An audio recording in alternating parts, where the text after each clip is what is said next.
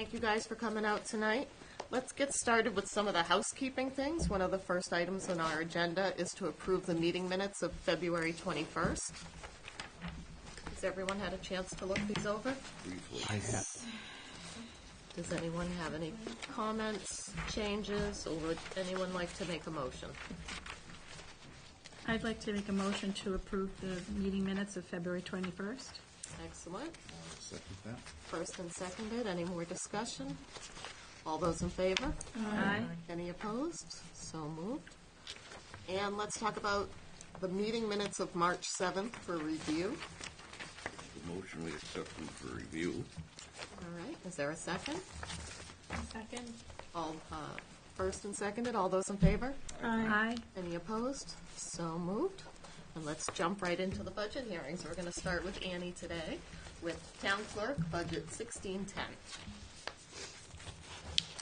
So, the differences in that are, the first line is the elected official line, which is my line, which I'm asking for a 3% increase. That's based on what I've heard others are getting. Other department heads, as you know, mine is not negotiated through contract, it's at town meeting. Do you- Do you negotiate it at all for some Yeah. period of time with David, no? She's elected. I'm elected. Is Yep. there a performance review that's done it? And Nope, for me, nope. Yeah. I do my own performance review. I'm an elected official. oh wow, Yeah, I guess I'd assume there was still somebody that. nope. She doesn't even have to show up. Only kidding. Yeah. Good for you. Yeah. And you still show up, so that's Yeah, because I'm definitely the only full-time paid elected official in the town, and I work for the townspeople, and so my evaluation is whether they vote me back in again in 3 years. Yeah. Is it true, Well. if, let's assume I wanted to be a town clerk, I could run and get in, and I No, know that's nothing about false. it. No. I know nothing about it. That is true. All you have to do is be the most popular one on the ticket, on Does that the make any ballot. sense? Yeah, yeah. Doesn't make sense. Well, you run unopposed. You're very popular. Well, Yes, thank you you. are. Apparently, Thank you. we should give you that raise. Geez, you remember the Ajita, what was her name? Nancy. Nancy, yep. Yep. Remember the Ajita she went through to get a stinking Yeah, 3% remember? raise? Yeah. I remember. And then the other is the clerical salary. That's my assistant. She gets a step raise in May, then she gets an increase in July 1st, and then she'll get another step raise the Didn't she following have that May. last year as well? Yeah, but this is just a basic increase for the contractual at 2%, 2.5% they're getting in July 1st. It's a union negotiation. It's not her. It's not a upgrade. It's not a step increase? Well, it's a step increase, but it's based on the years that she's been there, not the step increase that she got last year, which was a whole jump up in category from principal to, head administrative. I had mine. What did I do? Oh, we had it out at the last meeting, too. Yeah, I thought I had it. Yeah, I saved it. Somebody- What are you looking for? The salary chart, I had it. Oh, yeah. So what is she? So right now, I got it right here. I got it She's highlighted. principal? Is this the Head undescribed? administrative. She's head administrative? Yes. Oh, so she's in the top Yep. So category. she gets another step, And then she's getting the years thing? yeah. So she'll get another, I had it here highlighted. 6/30/19. So she's at 28/25. Where is What it? step is she at now? There she is, right there. Okay. Yeah, so she's at, She can't go much higher. no, she Wait a can't. She'll hit her 5-year, and then the 6-step, and then she has, after that, it's like she has to be working for 10 years to get her next step. Okay. Yeah. So she's still in that beginning stage of her steps. That's why she gets a step increase on her anniversary of hire, which is May 26th. Oh, I thought they had moved all of those to, They haven't moved. Not everyone's. Not everyone's, no. oh, okay. So she gets a 2.5% contractual and then the Yeah. step increase. And a step increase. The step increase comes in May, and then, so then she gets the 2.5 in July On- 1st. Based on the step, 2.5 Yep, based on the yep. step. And then then the following May, she'll get another step raise. following May. Yeah. But how do you get 8%? How did that 8% come again? Because she gets a step raise now, and then she gets the 2.5 off of what her step Okay. raise is, and then she gets another. That's a lot. 8% is a lot. It's all contractual. Yeah. I mean, it's not just her. It's, Yeah. Yeah. The system. Yeah. I'm not picking on her, but it's, Yeah. All right, looks like there's an increase of $1,000. Yeah, that's because I passed my certified Massachusetts municipal clerk test. Oh, congratulations. Thank you. Thank you. I had to See, take. that's what you need, Mo. I guess Yes. I'd be out Yeah. right now. So it's not like a one-time, Test? No, it's it's at 9 o'clock in the morning. Oh, that's too early. Mass general law that the town accepted a few years back, that if the town clerk passes that and keeps her accreditation up, she'll get $1,000 stipend every year for that. Nice. So I had to take so many courses, and then I had to take a test of like 200 and something questions, and I passed it. I took it in January. Congratulations. Thank you. So then I have to keep taking courses and doing renewals to keep my up, yeah. accreditation up going forward. Good. Nice. All right. So that's Makes what that sense. is for. and office supplies? That is a new program that we are looking at. It's actually the Selectman's office and my office are looking to get it. It is a program that will track oaths, ethics tests, open meeting law, finance, like when the elected officials have to do their financial reports. Because right now we do it in an access program, and it's a nightmare. And this is a program that both the Selectman's office and my office will be able to access at the same time. So when I make an update, they'll be able to see it. When they make an update, I'll be able to see it. Because now we each keep our own things, and then we're constantly sending it to each other. Do you have this? Do you have that? I don't have this person. Who's the, did this person, and did this person get sworn in? It's I just, always wondered how you kept track of all it's that. crazy, and it takes up a lot of Sharon's time. This will we can program it. When you're due to take your ethics test, it'll shoot you an email, and it'll tell you that, Right?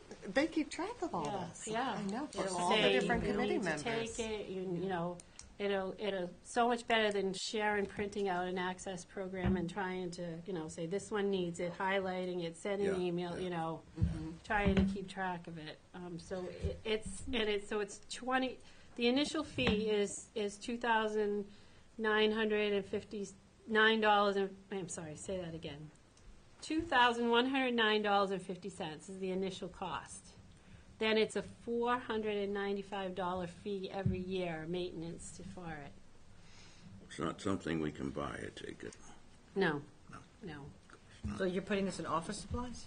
Yeah, because that's where I have my other programs, like that's where I have my dog license program, where I pay for that and the upkeep of that. It's in that line item as well. And- Any of my, maintenance fees. Where you're sharing it with the selectmen, is there anything in the selectmen's No, budget for their, no. so you're gonna pay the whole They thing? had me put it totally in my Okay. budget, yeah. What would the selectman's office use it for? The same thing, when they appoint people, so when the selectmen vote to appoint, they would program in that they appointed you to the finance committee or whatever, and then they would be able to shoot a letter off to you saying that you've been appointed, this is your term, you need to get sworn in by the town clerk. And I would see that letter, and then you would come in and I would put in that you got sworn in at this date, you took your ethics test at this date, and then, it would track it all. Okay. Sounds good. Yeah, and I thought it was a reasonable price. I was really surprised, because when they first started talking about it, because Linda had used it at another town, and when she talked about it, and I always thought, oh, it's going to be so expensive, but then they did the proposal, and I was really surprised at how inexpensive it is. Yeah, that's going to have a huge I don't time know if savings. it is Yeah. or, yeah. Yeah, it is. Yeah, It I is, take your because word. some of the programs out there are crazy to do the same thing. But actually, this should save your department a significant amount of Sure. time. It should, yes. Yep, it should. Do you have, so it's just you and Sharon right now? Yep, just the two of us, yeah. Good, good.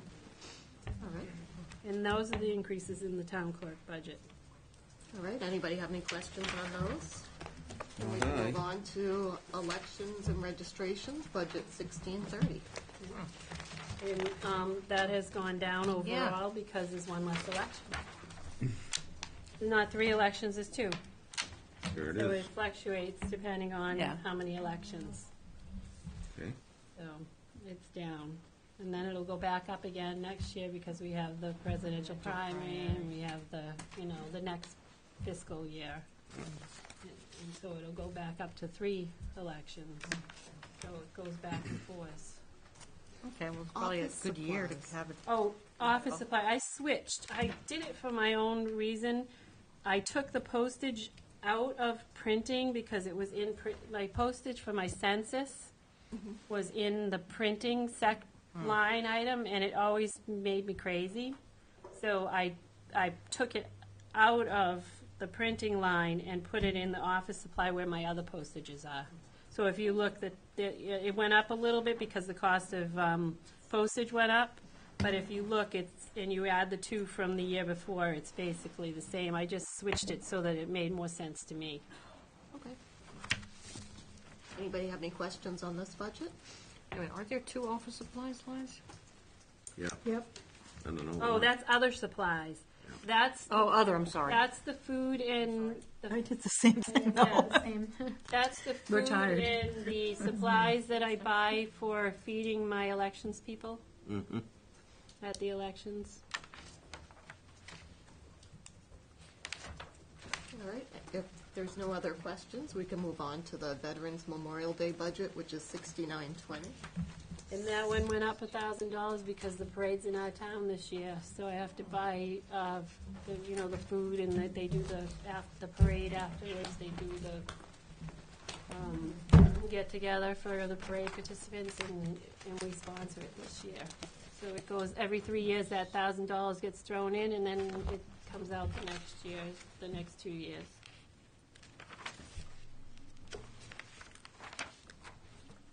And it's been this way for a while. Do you need more money because food gets more expensive? Yeah, we usually try to do it as cheap as possible. Just, Yep. just thinking. I did have to go up last year because the flags went up. Oh, I remember that. I remember That's that, right. yeah. Recall that. Yeah. But Under elections, Annie, appointed officials would be, the appointed officials are me and the 3 board of registrars. all right, and then other salaries would be, Other salaries is like the constables, poll workers, any extra poll workers that I need for like early voting and that type of thing. and then election officials. That is your regular poll workers, your wardens, your clerks, your check-in people that do the check-in and check-out. Okay, and are those, not huge money, but They is get that paid. regulated by the state? Or Well, do we- they get paid. The clerks, the wardens get paid $200. The clerks per election, the clerks get paid $175. And the election workers get paid minimum wage, and minimum wage just went up from 11 to 12, and it's going to go up to $12.75 the following year. So I had to put a little extra in that to account for that. All right, okay. All right, anybody have any other questions for Annie? No, I think that's it. Thank you so much for coming in to see us. Thank you. Thanks for all your hard work. Oh, thank you. And congrats on passing. That's always good. Reminded me I have to do my dog license pretty soon. Yes, you do, before we can send you a nasty gram. When I send the census in. I see her. Costing us postage, Mo. Let's go. No, I do all my nasty doing an grams email. by email now. Oh. Put it on the Yes, webpage. All right, have a good night. Yeah. Thank you. Take care. Put it on the webpage. Yeah, he was. He was out there. And your census. Oh, whoops. some. I send it to I Cindy. think that to the most eldest resident. And it gets passed to the most, I think that's that thing. Yeah. Is that the it most is. eldest person? Yeah. Good evening. How are you? Good, how you doing? Hi, Mike. Come right in. Hi there. Maybe you Jump right could in. take one of those and pass it down if you could, please.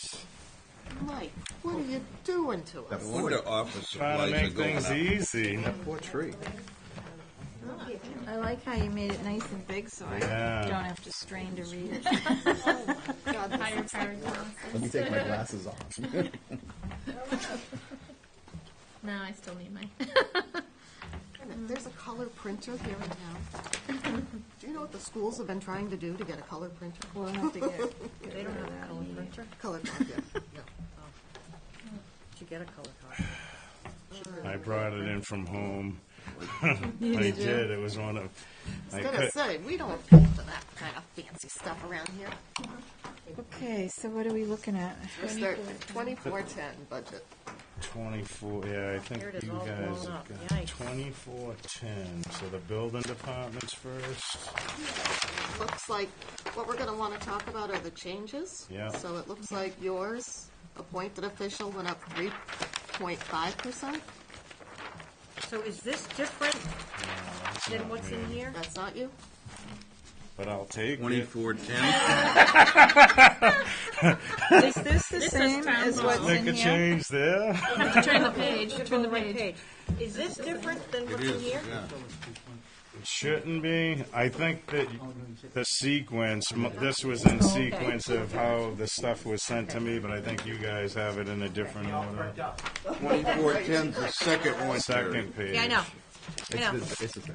I know, it's just that the numbers are written in. Right. and I So don't the know that. first line item, 5111, appointed officials, myself. So that was just a placeholder, not knowing what the percent would be due to the goals and performance review. So I think it's actually a little bit less than that.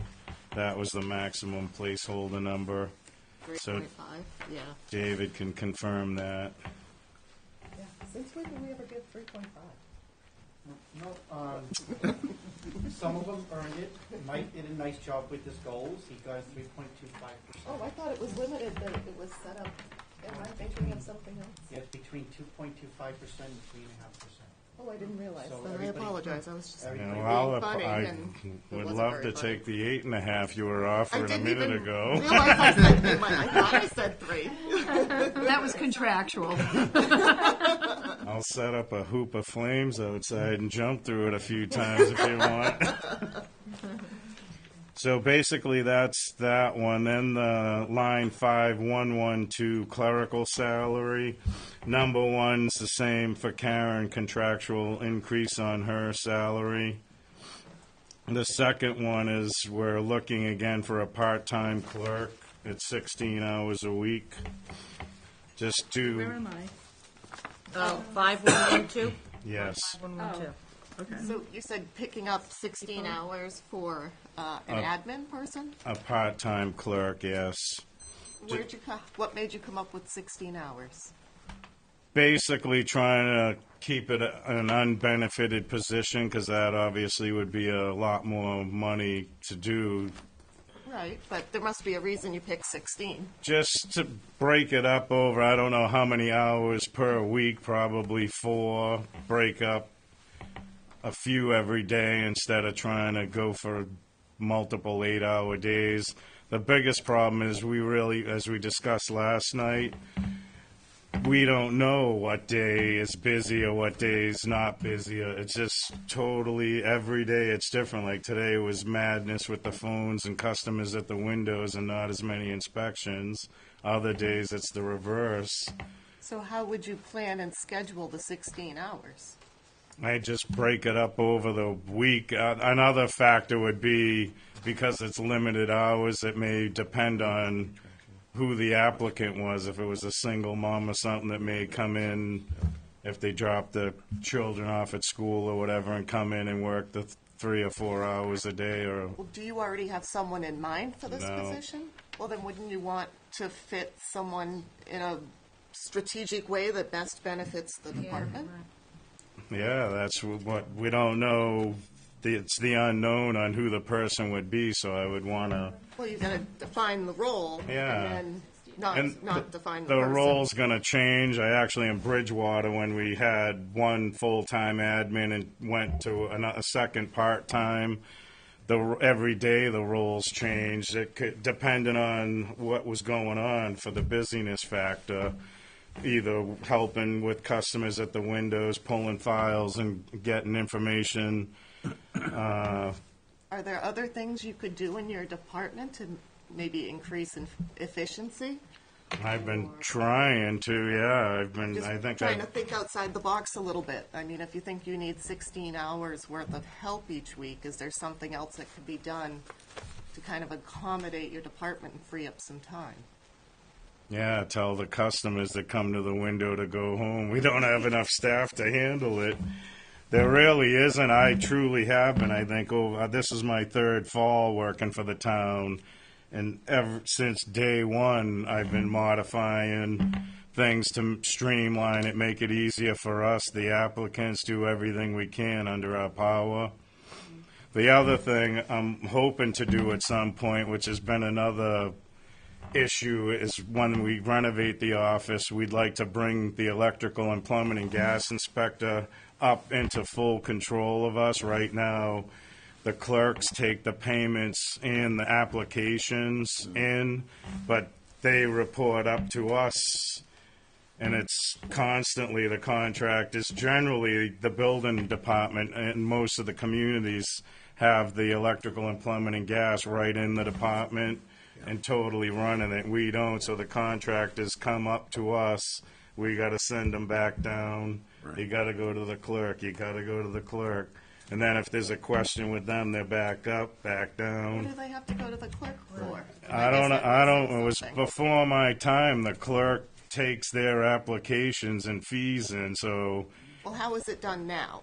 that's how it. They go to the clerk's office. Any electrician, plumber, or gas person, and pulls the permit with the clerk. When that's the other big They issue. don't pull a permit, they apply for the They apply for it, and then we don't know anything about it. And a lot of it, David's regulations on the electrical, the applicant has 5 days to pull the permit, so 90% of the jobs he doesn't know about it till he's getting called for the final. It's just, Wouldn't that just be communication between the two departments? yeah, but that's increasing more. We already are up and down trying to communicate. It's just, Application I'm not for, following yeah, this at I'm all. not following No, this it sounds like process. there's some inefficiency in the process, right? yeah, So yeah. It this- shouldn't be split. The people shouldn't be split over two departments. So what is it that they're going to the town clerk for? Applying for the permits. And then And then why what? do they come up to you? Well, the applicants get confused. 90% of them start at the building department because all the other communities, all the inspectors are together. So what would it take to sort of bring that together? Is that a big change, or is it just physical location, or is it reporting Well, structure? And when that I kind of thing? started, they had no physical location. So right now, I have David is Bentley, the electrical inspector, is using what was my plan review table, and I have a desk for John Cruz. But they didn't have a phone, they didn't have an email, they had no desk. Their Aren't they, cab of their truck was their office. So they're on-call inspectors, aren't they? They're not part-time or full-time. no. They're just per stipend. It's just a stipend that it doesn't matter if they work an hour a week or 10,000 hours a week. They're getting the same pay. So if we get back to the 16 hours for the part-time clerk, how is that going to solve this communication issue? Well, it isn't. If we brought them up, it would be the applications and additional permit work and more paperwork that we'd be handling, an additional load. So if someone wants to put a new septic system in, where do they drop off the application? Board of Health. Where do they pay for it? I don't know if the Board of Health should take the check right then and there if they're there. But if they want to put a new panel in their house, then they apply with The Annie, clerk. The clerk to get the and then permit. they come up to you For what? for what? Well, all the paperwork, they make copies of the applications and send it up, which is a redundancy, so we're making copies of the original. Do you need it? We should have it. That's another thing, the street files, all that documentation, any type of construction work should be in the street file and not split, that the clerk has some info and we have some info. Still not Hey, really send it understanding upstairs. this. I don't Yeah. understand why any of it would happen at the town clerk's office. I don't know, if it's, all- like I said, I think May I interrupt? Sure. Please, help When I us. first started, Steve Crawford was the building inspector then, and he didn't have anybody working for him, he only had part-time. He had Nancy Morrison, who was then the town clerk, working for him. She was doing the plumbing permits and the electrical permits. They had him down there because he didn't have anyone. And they stayed down there, and through the years, they've been down there. But they really belong in our department. The plumbing, the gas, the electrical, they're all incorporated into the building department. They belong there. It means a lot of work for me. I couldn't take it on because I not only do our department, I pay the town hall bills, I order the supplies for the town hall. I have enough. I'm spread too thin. But they need to come up and be part of our department in order to work. I think we're one of the only towns, if not the only, that has that going on, that being pulled, those permits being pulled in the town clerk's office. They're not being pulled, they're being applied They're for. they're being applied for. All right, they're being applied for. But they really need to be in our department and get out of there. We need to move forward and get them out of there. And in order to do this, we need more help.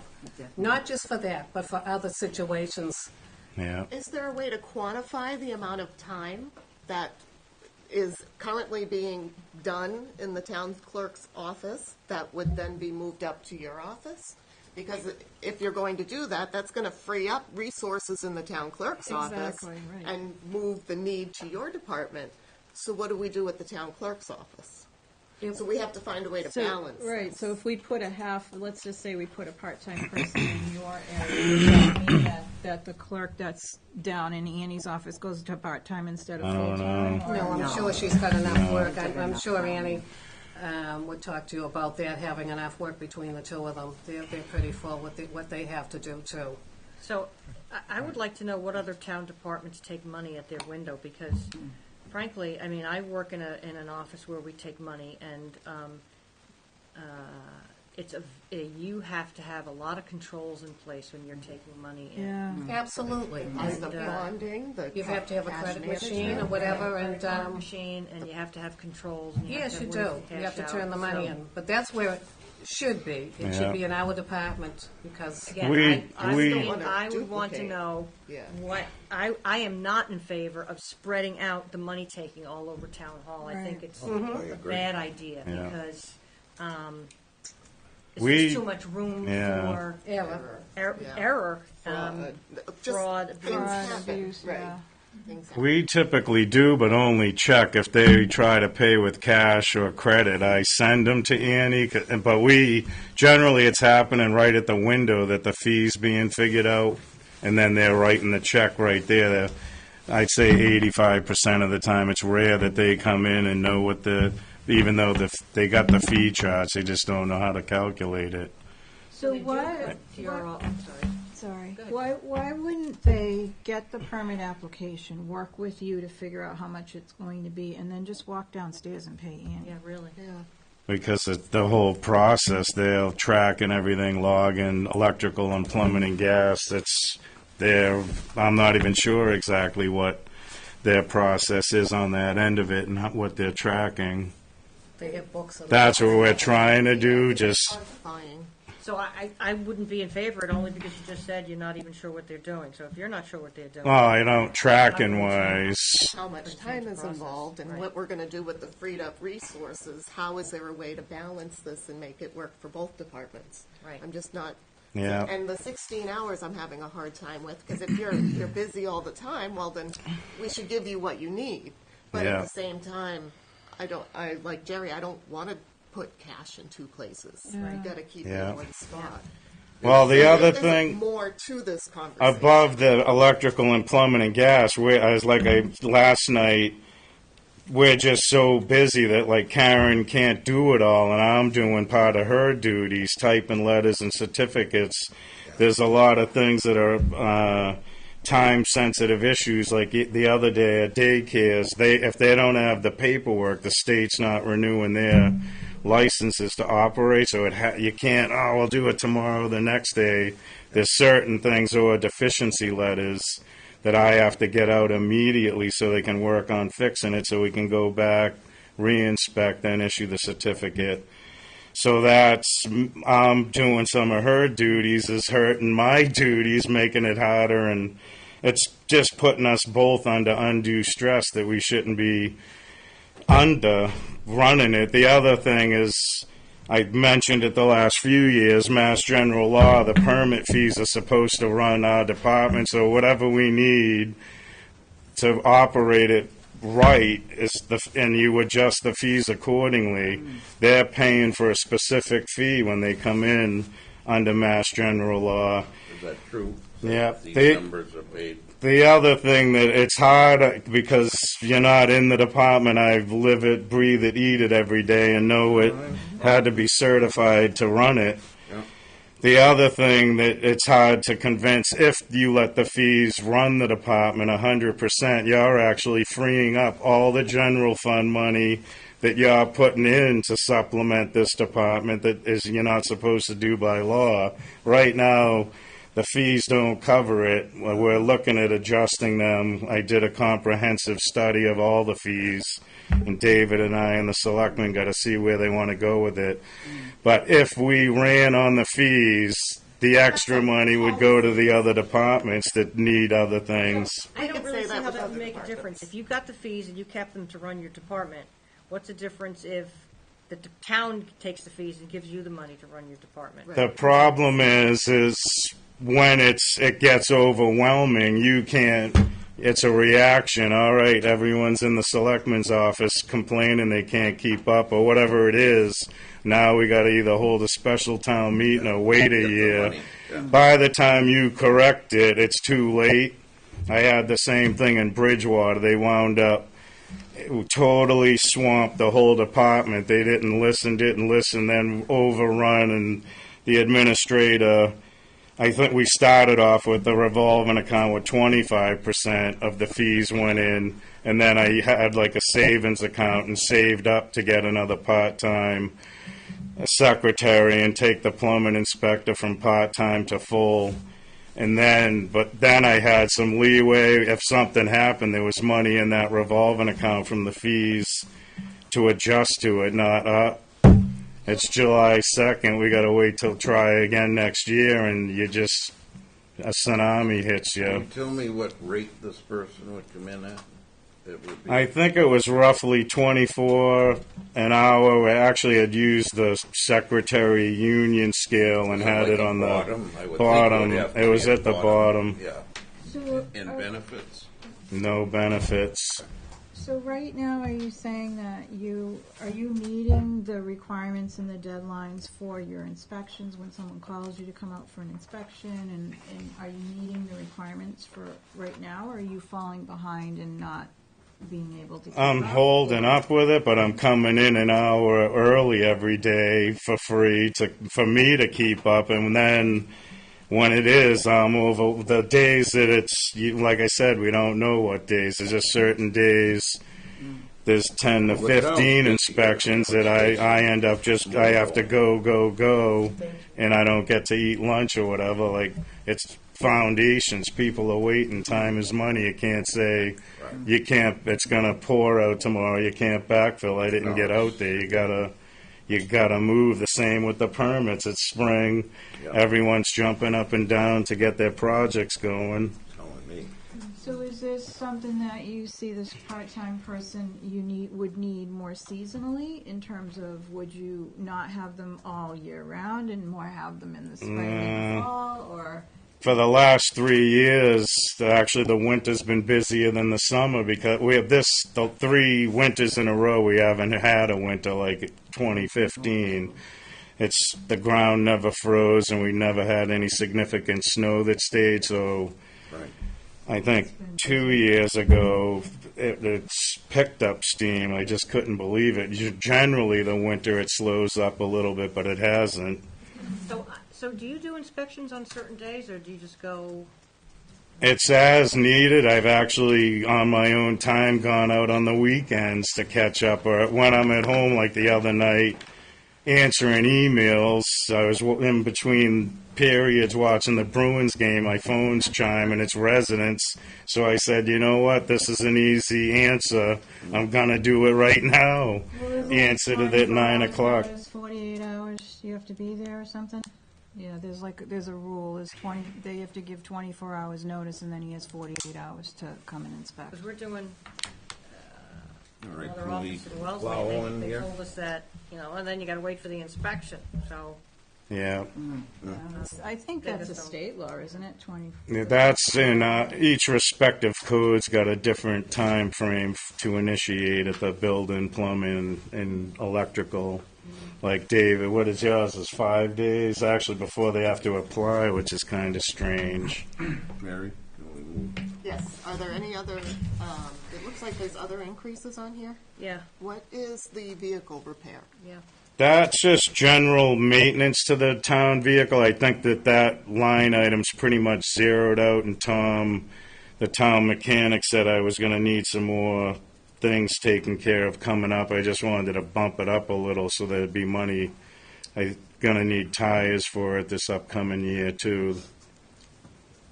All right, what's the $600 increase in gasoline? Yeah, that I don't know. When I first started, I think the first year I started in September, so I think I was thrown right into the budget process and didn't have a full grasp of it until last year. So I had discovered last year when I was doing the budget that for some reason on the monthly reports that gasoline line was not dropping, and I knew I was getting fuel at the pumps. It was actually back when Lenny Hunt was the chief. I asked him to look into it, but I think he was looking into it. He retired, and then Kenny took over, so I had to wait till Kenny got situated there, and then he looked into it and found out, I think since Paul Stringham, a few inspectors ago, that all the fuel on that line was getting charged to the water department, I think he said. So he fixed it and got it coming out of this line again. So when I did the budget, I just extrapolated out however many more months were left to go, and it was going to be short 600. So don't know what, that's just 1 year's fuel usage, so I was just going by what we had budgeted and what I'm going to actually use when we get to the end of June. Just looking back at what you've spent the last 2 years, though. Yeah, but it wasn't being recorded. It was the water department was See what being the water billed for department it. Put in their budget for gas. So what about the clothing allowance? You had an actual 18 of 0, an actual 17 of 100, and it's in there. You haven't spent anything this year. It's in there for 1,200. Yeah, we got some more uniform stuff that hasn't been taken out of that yet. All right, does anyone have any other questions on this budget? All right, let's move on to 2420. This is gas and plumbing. All right, so the first 5111 was the appointed official. I was asking to 2.5% increase, which I think not last year. I think the year before they agreed to that because they had been stagnant for a long time with no increase on the stipend. I actually, to make it easier, the gas and plumbing and electrical, I was asking for the same thing on those line items. Oh, all right, what's the $1,000 increase on Yeah. here? Intermittent. Yeah. This is another one I don't understand. So the electrical inspector, they have those lines, but the plumbing and gas I don't think's ever had any funds in that. If they get called out after hours, that was the mechanism to pay them. Is it the same 24 to 48 hours to respond? No, not if there's a fire or when the Spring Street School service was on fire in the middle. We got to just go to those. So David has on that line 5116 intermittent calls, $200, but that basically will handle one or two incidents. That's $200 on that line where? That's what's been budgeted, I think. Betsy, next one, wires, the wires inspector. 2450 budget. Oh, the next budget. Yeah. So they have $400 there. And this one you want 1,000. No, that's They not, don't, David has two, and plumbing and gas, I don't think he's ever had anything that I've ever seen. I think I went back and never saw anything on that line. What's the assistant inspector? Yeah, what is the assistant inspector, because there was no expense. I think they annually pay. He just, when either of the inspectors are out sick or on vacation, the alternate covers. But I think they just one lump sum. They pay him at the end of the year to cover all the vacation and sick time that they covered those two positions. All right, does anyone have any more questions on this budget? Let's move on to 2450, electrical inspector. That's basically the same as we just discussed, the top line of 5111, appointed official, requesting a 2.5% increase. And the same thing on the intermittent. Yeah, and I made it, he's got 200, and I just didn't request an 800, so they both end up 1,000. That we actually, if there's an emergency, bill to the emergency, but the money goes to the general fund, so there's no way to get that. Bridgewater, we had it set up as a revolving account, so when it got billed, it went to the revolving account. Then we could take the money and pay them for the after-hour emergencies out of that line, and there was always money. Right now, he ran out of money a while ago, and I have bills after-hour issues that I can't pay him for because there's nowhere to take it. His budget's stripped to the core, and he's actually on other line items, which I tried to address last year, and I didn't bother this year because I didn't think it would go, the phone and mileage. So there's no way to rate it because there's not very much in the electrical or plumbing and gas for a bottom line budget to try to make up for anything. So you're saying that you have bills for the electrical inspector that you can't I pay can't, because- after hour issues, because there's no money to do it. $200 goes nowhere fast.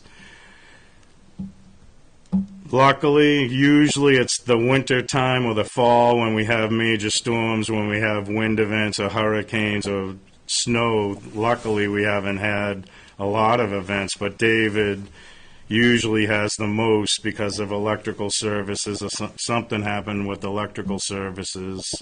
But even, Someone's house, for example. yeah, house, or like we had 2 years in a row, the service to the Spring Street School got ripped out of the meter, so we responded to that. So you fix it, and then it has to be inspected Yeah. right away, I'm sure. Yeah. Well, that night it was basically on fire underground. We had to go and figure out what's going on. We were responding to smoke in the school, and then we, Right. process of elimination, figured out that the underground feed got water in it, and it was cooking itself alive in the conduits underground. Right.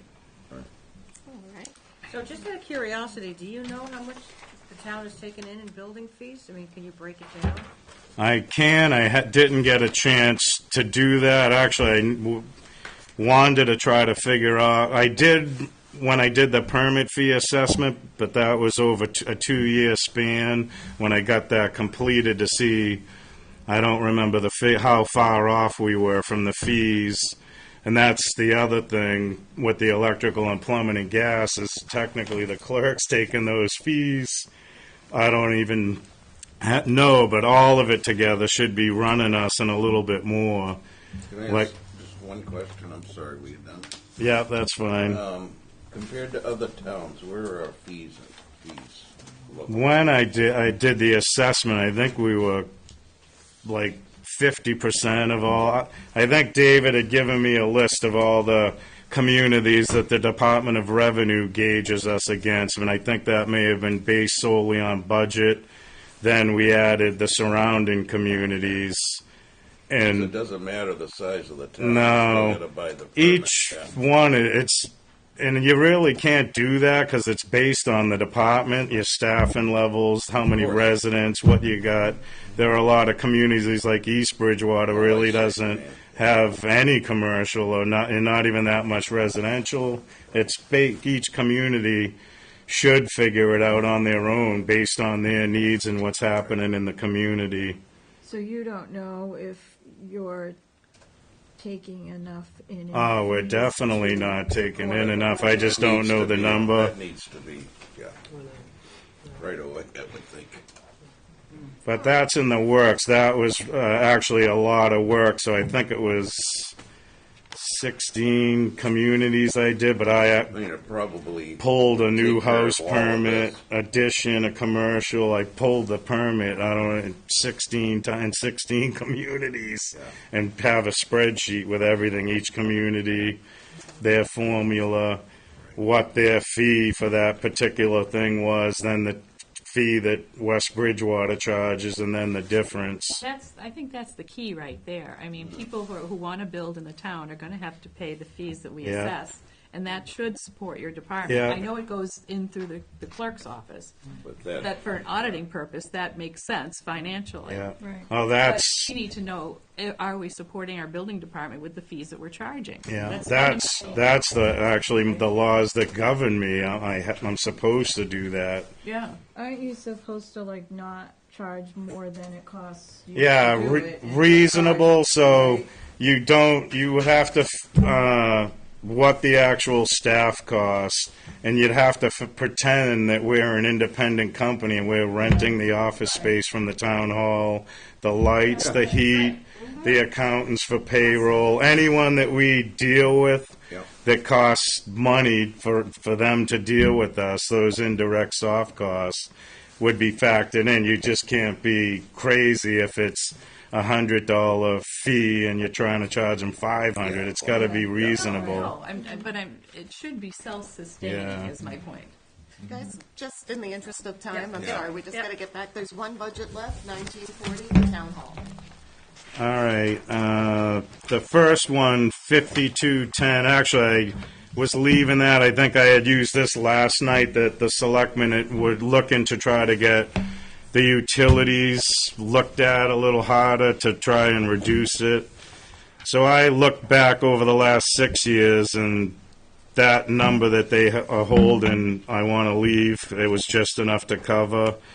The same with the electricity, even though I think this year it looks like a significant excess to get us to the end of July. Over the last 6 years, there was only 1 year that there was enough money in the line. The other 5 years, it went over between $1,527 to $5,939. It went over 1 year.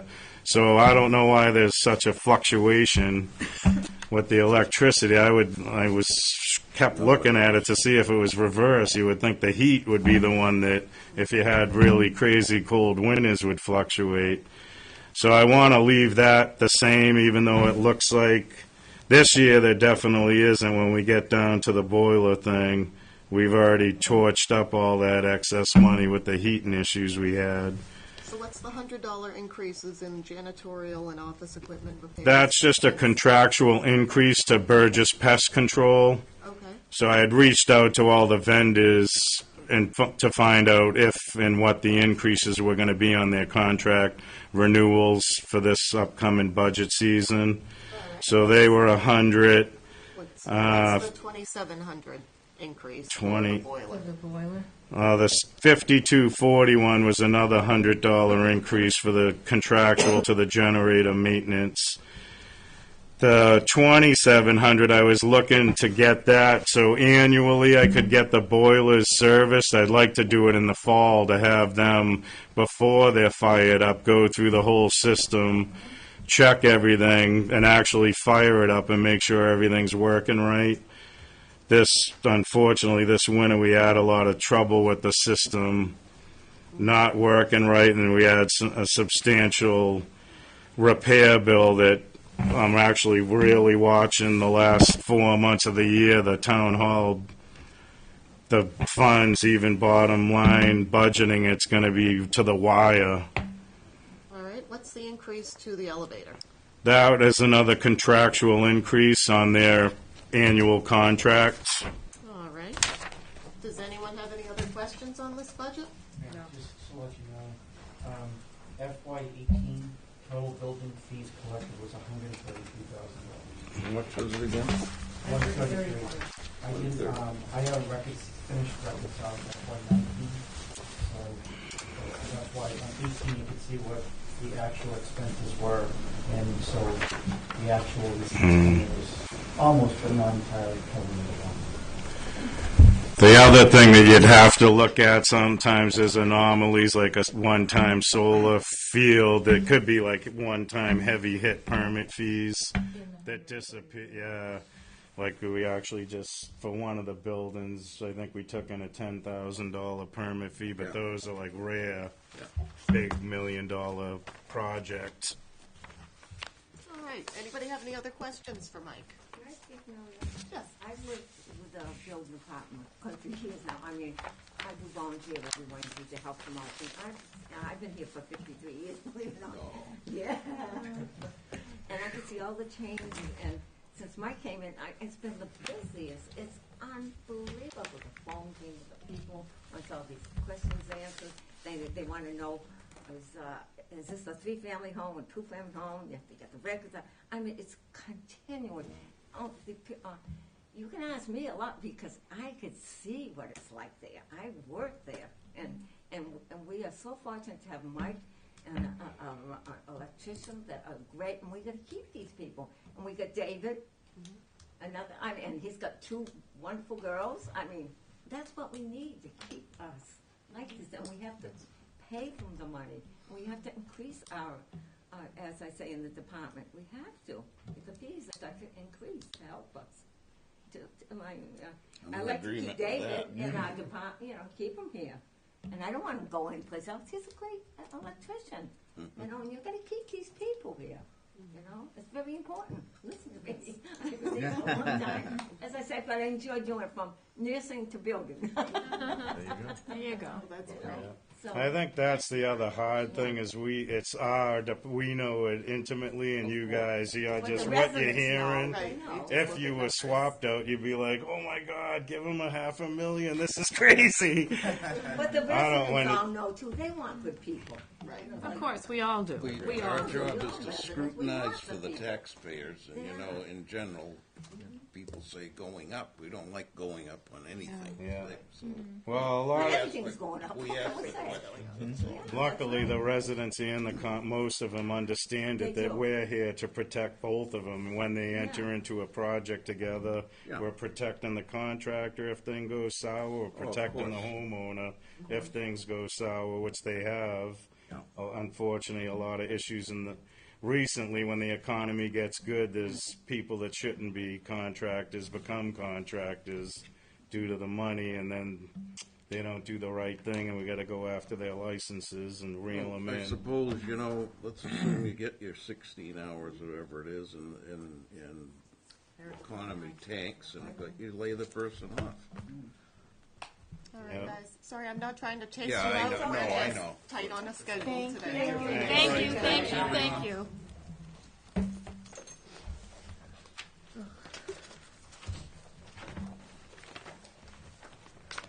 I have the cane in there already. You did a nice job, Mike. This is what, 20 minutes, 15? I'm done. I'm already good. Oh, you're out of here? No, I'm Okay. just saying. It's under 5%. Let's go. All righty. 5%, let's go. We got to take you off this one quick. That's, He said it's under 5%. let's They go. got it down, right? No, we need it under 4.57. I think it, Hello? I think it's working. Hello, good evening. Good evening, everyone. Hi. well. How about yourself? Any place, I guess. There's some seats behind here. These are available. There's a couple of comfy ones. Go up here, and then I'll go here. And then Jim can sit up Some back here too, if there's more people. Oh, I might want that comfy There's two comfy ones. I don't know why I didn't take the comfy. I know, right? What was I thinking? That's okay. Do you want to have a chair come up here? On our lap desk. Do you want to come sit over here? This chair's back here. We don't bite. Oh, you have you one. got one. I speak for myself. We need to intimidate them. I am. Don't be, it's just us. Oh, I saw her in the parking lot. Yeah. What are we starting with? How are you guys? How are you? Good, how are Quite an you? entourage. I think you guys win as far as The numbers? yeah. Good. Support the numbers. You afraid we're going to beat you up? Like, Not trying to intimidate you either. Solidarity. Some of us might not be here to intimidate you. But some might be. Yeah, I'm watching you. It's all over you, girlfriend. Mm-hmm. Bring it, buddy. And when you go home, Sean's gonna lock you out. It wouldn't be our first time. She has friends. Places to go. I got places to go. People will let me in. I have children that know how to open a window. And know who puts dinner on the table, right? Right. You did too. Well, I have a system I have to tell you about. Yeah, well, let's compare notes.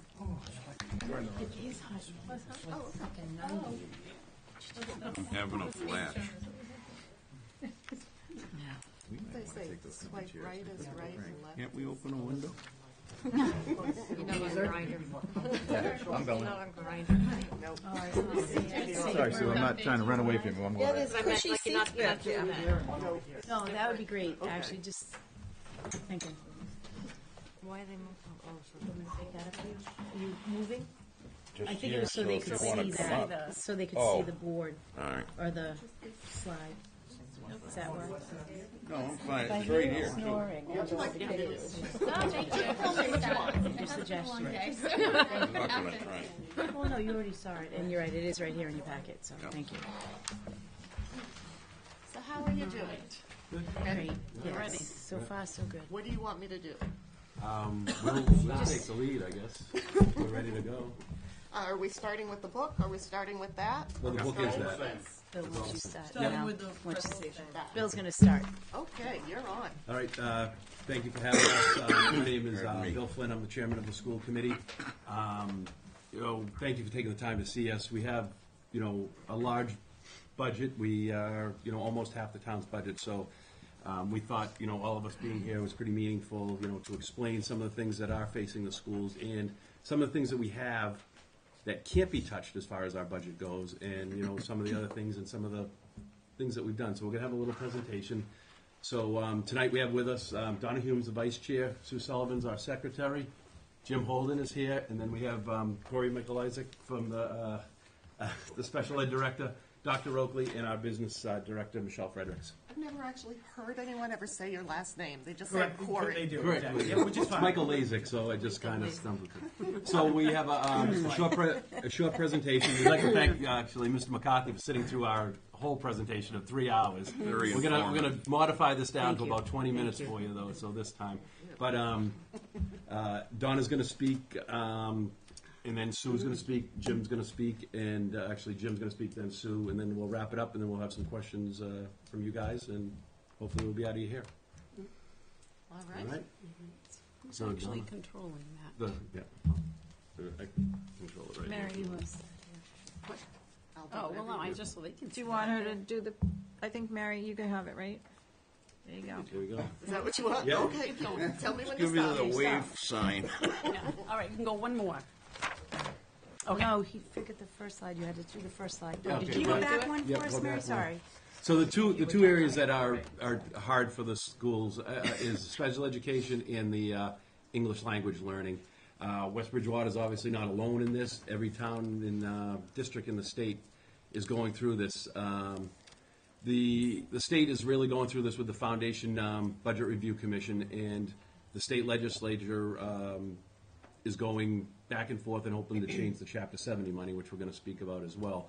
There is in your folder a little packet that explains a lot of the Foundation Budget Review in the front pocket, for some reading earlier, that it really explains and gets in depth of where the monies go and whatnot. So Donna's going to speak on special education, Jim's going to speak on the English language, and Sue's going to speak to Chapter 70 money for us. Thank you. Okay, so by law, districts are required to provide, in the least restrictive environment, a free and appropriate education to all special ed students ages 3 to 22. Excuse me. What's known as an individualized education plan, or an IEP for short, dictates the appropriate services and placements for each student, and that placement might not necessarily be the local public school. Our most unpredictable and unfunded costs for special ed are outside placements for students whose need cannot be met within our district. We're responsible for both the costs of sending these students to those schools out of district, as well as for the transportation costs associated to getting them there. To give you a couple of examples about how these costs are unpredictable, last year we finalized our budget in June. In August, we had a family move into West Bridgewater, and they already had a child in an out-of-district placement. So we had to assume the tuition for that placement, as well as the transportation costs in getting the student there, which came between $70,000 and $90,000 per year. Another example of how the cost can be unpredictable: a student could be transported out of district and develop the need for an aide or a monitor on the bus or van or taxi, because the transportation company comes to us and says they're afraid the student might become violent and hurt themselves or hurt others. So we are required to provide for that aid. Again, an unpredicted cost that we didn't budget for. Okay. Presently, only 1.5% of our school population is placed in an out-of-district placement. However, this represents about $1.7 million, or 11% of our total proposed fiscal year 20 budget. Circuit breaker funding, we mentioned it, you probably are aware, have heard that term before. It's available from the state to supplement the local budget for tuition costs above $45,000, but it's not fully funded. And transportation, as I mentioned, is not reimbursable under circuit breaker at all. And sometimes the transportation costs could be equal or even more than the placement itself costs, depending if there's a need for a monitor or an aide. This chart shows the anticipated out-of-district placement costs for fiscal year 20 based on what we have this year. So the first column shows the number of students at that placement. We can't list the name of the schools next to the number of students who go there for confidentiality reason, but the schools are listed below on the slide. The next column shows the annual tuition per pupil, and remember, we have no control over that tuition cost. And then it also lists the annual transportation costs. If it says NA, that's because the transportation isn't needed or it's a residential placement. So, for example, we have 5 students at one school. Tuition is $50,305 per student, plus the $62,000 for transportation, and that totals $313,525 per year. Another example to point out, we have a student with severe disabilities who is in a 365-day per year residential placement with an annual cost of over $335,000. So the anticipated cost for these out-of-district placements for fiscal year 20 is over $1.7 million. When you go through the budget, you'll see that that's an increase of $321,000 over fiscal year 19 for out-of-district placements, and that comes to 2.55% of our increase. And the reason why that out-of-district cost is so much more this year is because of the move-in we had, a change in placement to a more restrictive environment. We also had some changes in services for some of the kids and an increase in transportation. Also, each placement has increased their tuition this year, and one of the placements increased by 7%.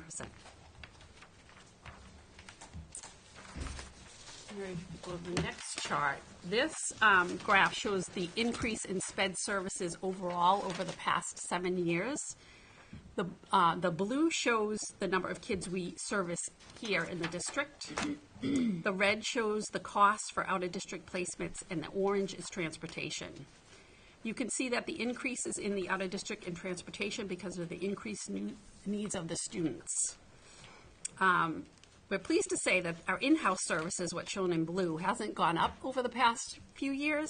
The reason for that is that Mr. Mike Lasik has been working on building capacity within our district to bring services in-house like occupational therapy and behavioral therapy instead of relying on outside agencies for these services, which means we'd have to bring in someone and pay them hourly for it. So it's much more cost-effective to be able to provide those services in district. So again, it's really the tuition costs and transportation that are hurting us, and we have no control over these. We have no control if the tuition goes up or if transportation goes up. And if we can't find another district that has a student going out of district to the same place as us, which we try to do, we're responsible for 100% of those transportation costs. We have one student that we pay $299 a day just for transportation. It's the only transportation we could find, and by law, we have to get the student there. So we have no choice. And again, just to wrap up, we do share transportation costs as much as we can. We cost share through the North River Collaborative, which we've been doing for about 8 years now. I'm happy to answer any questions, or I'll turn it over to Jim so he can highlight another area that has a big impact on our budget that we have no control over, our English language learners. So where we have 5 students in this one program, is there any possibility of bringing any of that in-house, or is that still too much for us to handle? Sure, that's a good question. So over the past about year and a half, we actually brought 3 students back to district. And so that's what we do continuously every day. It's tough in West Bridgewater because our district is small, right? But the needs are spread throughout the district, across the grades from K to 12. So to build programs with a cohort of students, I thought in my previous district, it's tough to do in West Bridgewater when space is an issue, and we don't have the cohort of kids that have similar disabilities.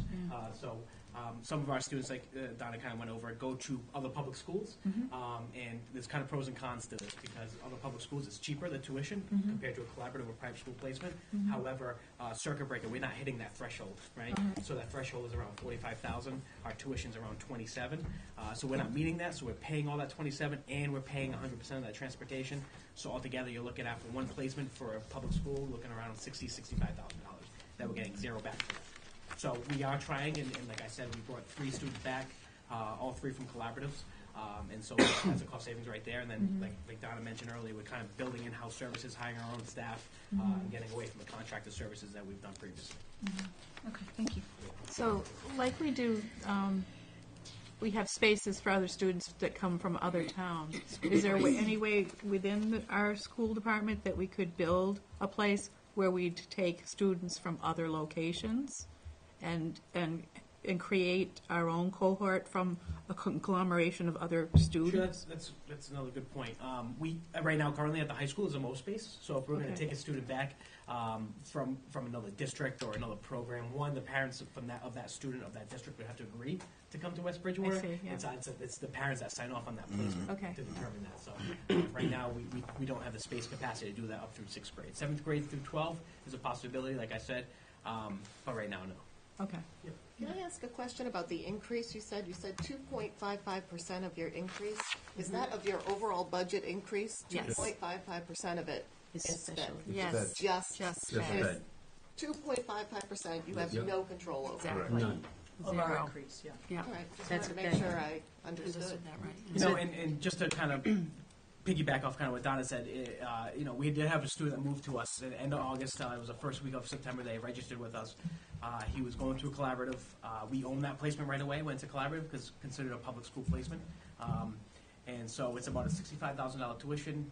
He did have transportation as IEP with a monitor. That's around $40,000, and he attends an ESY program. So unanticipated, a little over $100,000 we were not anticipating first week of September. And that, You know, and we can go over these numbers now, and tomorrow we could have a move in tomorrow. You know, and that's how fluctuating it is. It's so tough to really anticipate and determine what really is that number. and if you don't know, ESY is the extended school year, so they go over the summer as well. It's not Oh, just wow. the 9 months of the Oh, school I year. didn't know that. Yeah.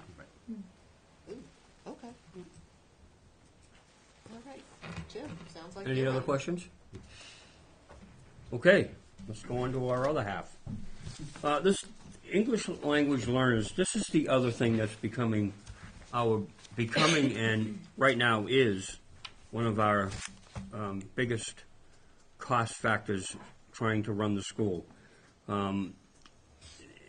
We're gaining more students coming to town who don't speak any English at all than we thought we would ever gain.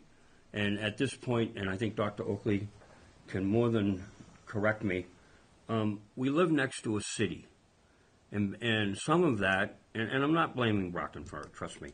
That's what it is, yeah. It is what it is. We're getting students that, their parents don't want to live in Brockton and or would much rather live in rural West Bridgewater, so to speak. So, I'm going to go through this. I'm going to give you some high points and low points, but I want you to understand that this is becoming our second most expensive part of how we're running our school system. And you'll understand a little bit more as I go through it. Massachusetts statute requires that all students not fluent in English receive ESL, English as a second language, services by a specially licensed teacher. The amount of the service per student ranges from 90 minutes to 135 minutes per day, which is a lot. Per student. Per student. And I'll explain to you as we go along how many we have. Per day for levels 1 and 2 students, and 45 minutes per day for levels 3 and 4. Levels assigned through WIDA testing, which is a state-run. It's a state mandated test when students come in that identify on their home language survey that English is not their first language. Our ESL teacher has to test them right away, and they test them on reading, writing, and speaking, and then they're assigned a level based on their proficiency.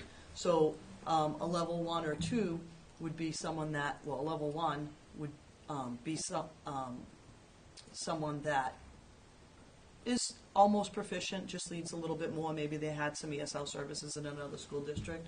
And then a level 3 and 4 student, a 4 student would be a student that comes in and doesn't speak a stitch of English. And so if they're in 3 or 4, then automatically we just have to give them 90 to 135 minutes per day of English language instruction. And then the rest of the day they're in regular classes. But for example, we just had a student move in last week from Peru. She does not speak any English.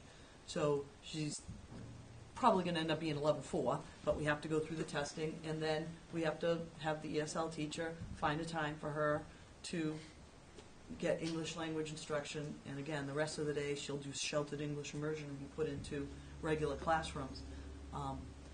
And as every spring, these kids are tested again, and hopefully over time, over the years, their level goes down. Eventually they flip out and don't need the actual direct English language instruction. They still need monitoring, but not English language instruction. How do they keep up?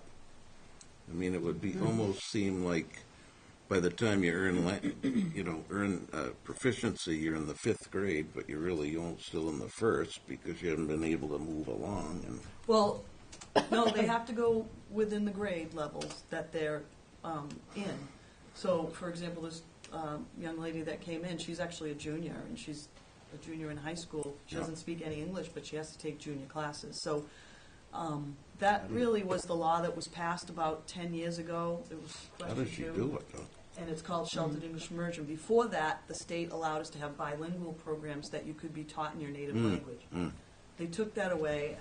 I think the voters were confused over that question, and then it just put kids that they have to be sheltered English learners. But it would be just like if I got sent to Germany and they said, okay, and my undergrad was biology. go into this biology class and I'd go, okay, I don't even know what you're doing because I don't understand the language. But that's what these kids have to do. We have sheltered English immersion.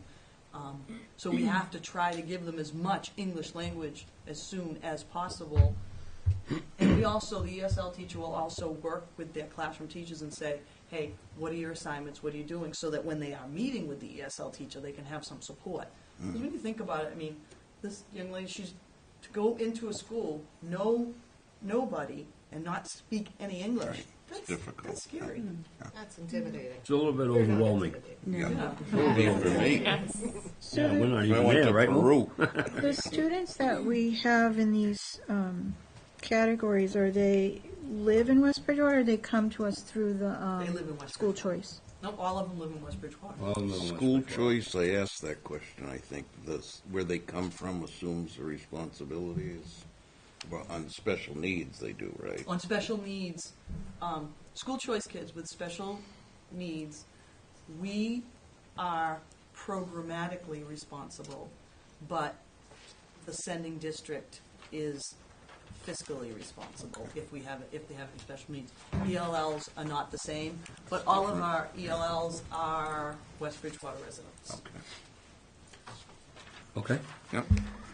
Currently, we have 11 of our ELs are in levels 1 and 2, and 11 are in levels 3 and 4. As Dr. Oakley mentioned, that number's changed only because of within the last couple weeks that young lady had moved in, so we now have 11 and 12. There are also 19 FELs, which are former English learners, who are required to have quarterly monitoring and reports completed by licensed teachers. Now, those licensed teachers are the same licensed teachers that do all of the training and teaching to the other students who are learning or trying to learn English.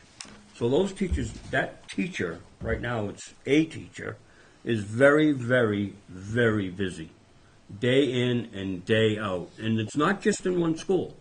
This is across all 4 schools. So you've got to relate to the difficulty. Yeah.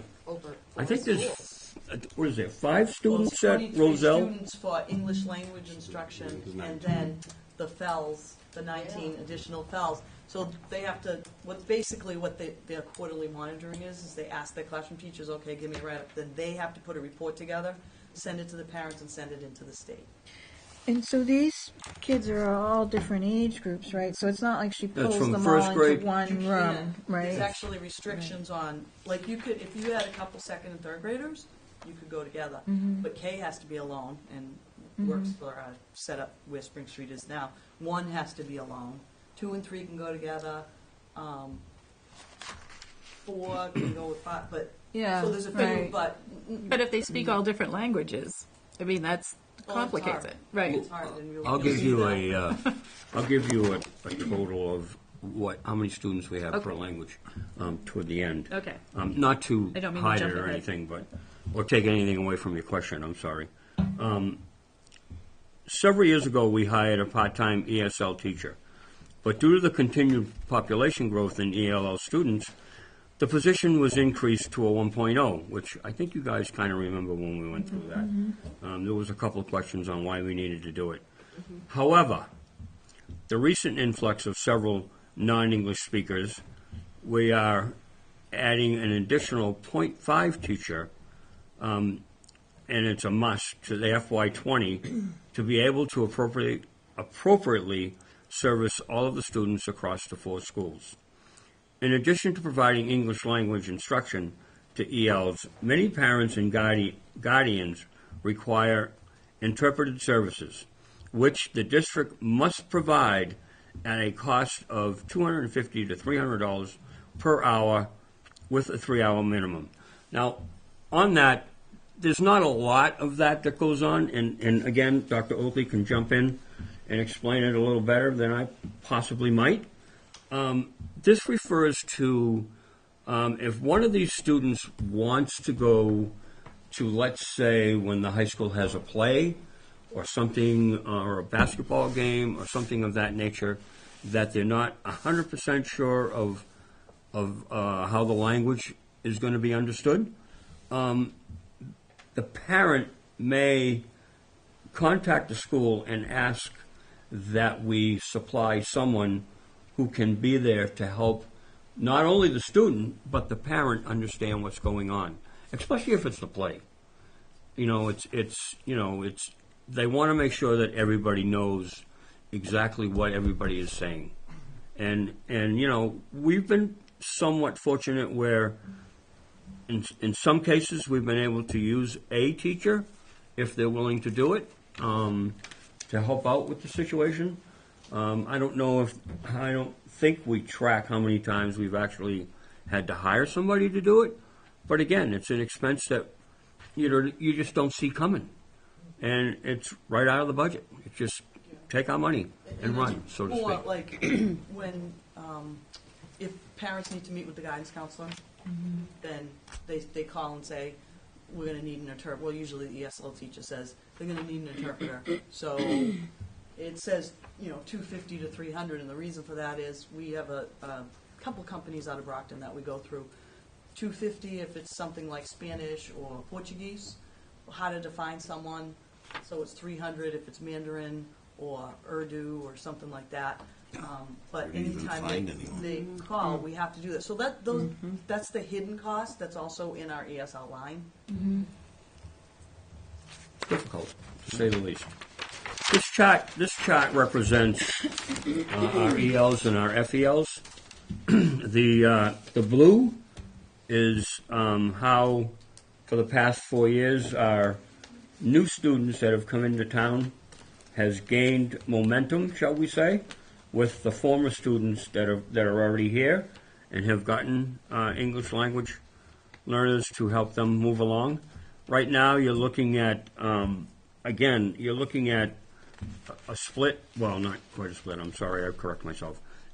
I think it's 12 and 11, 12 new and 11 former. And, it takes a lot of time and a lot of the teacher's time, and that's why we're adding a half of a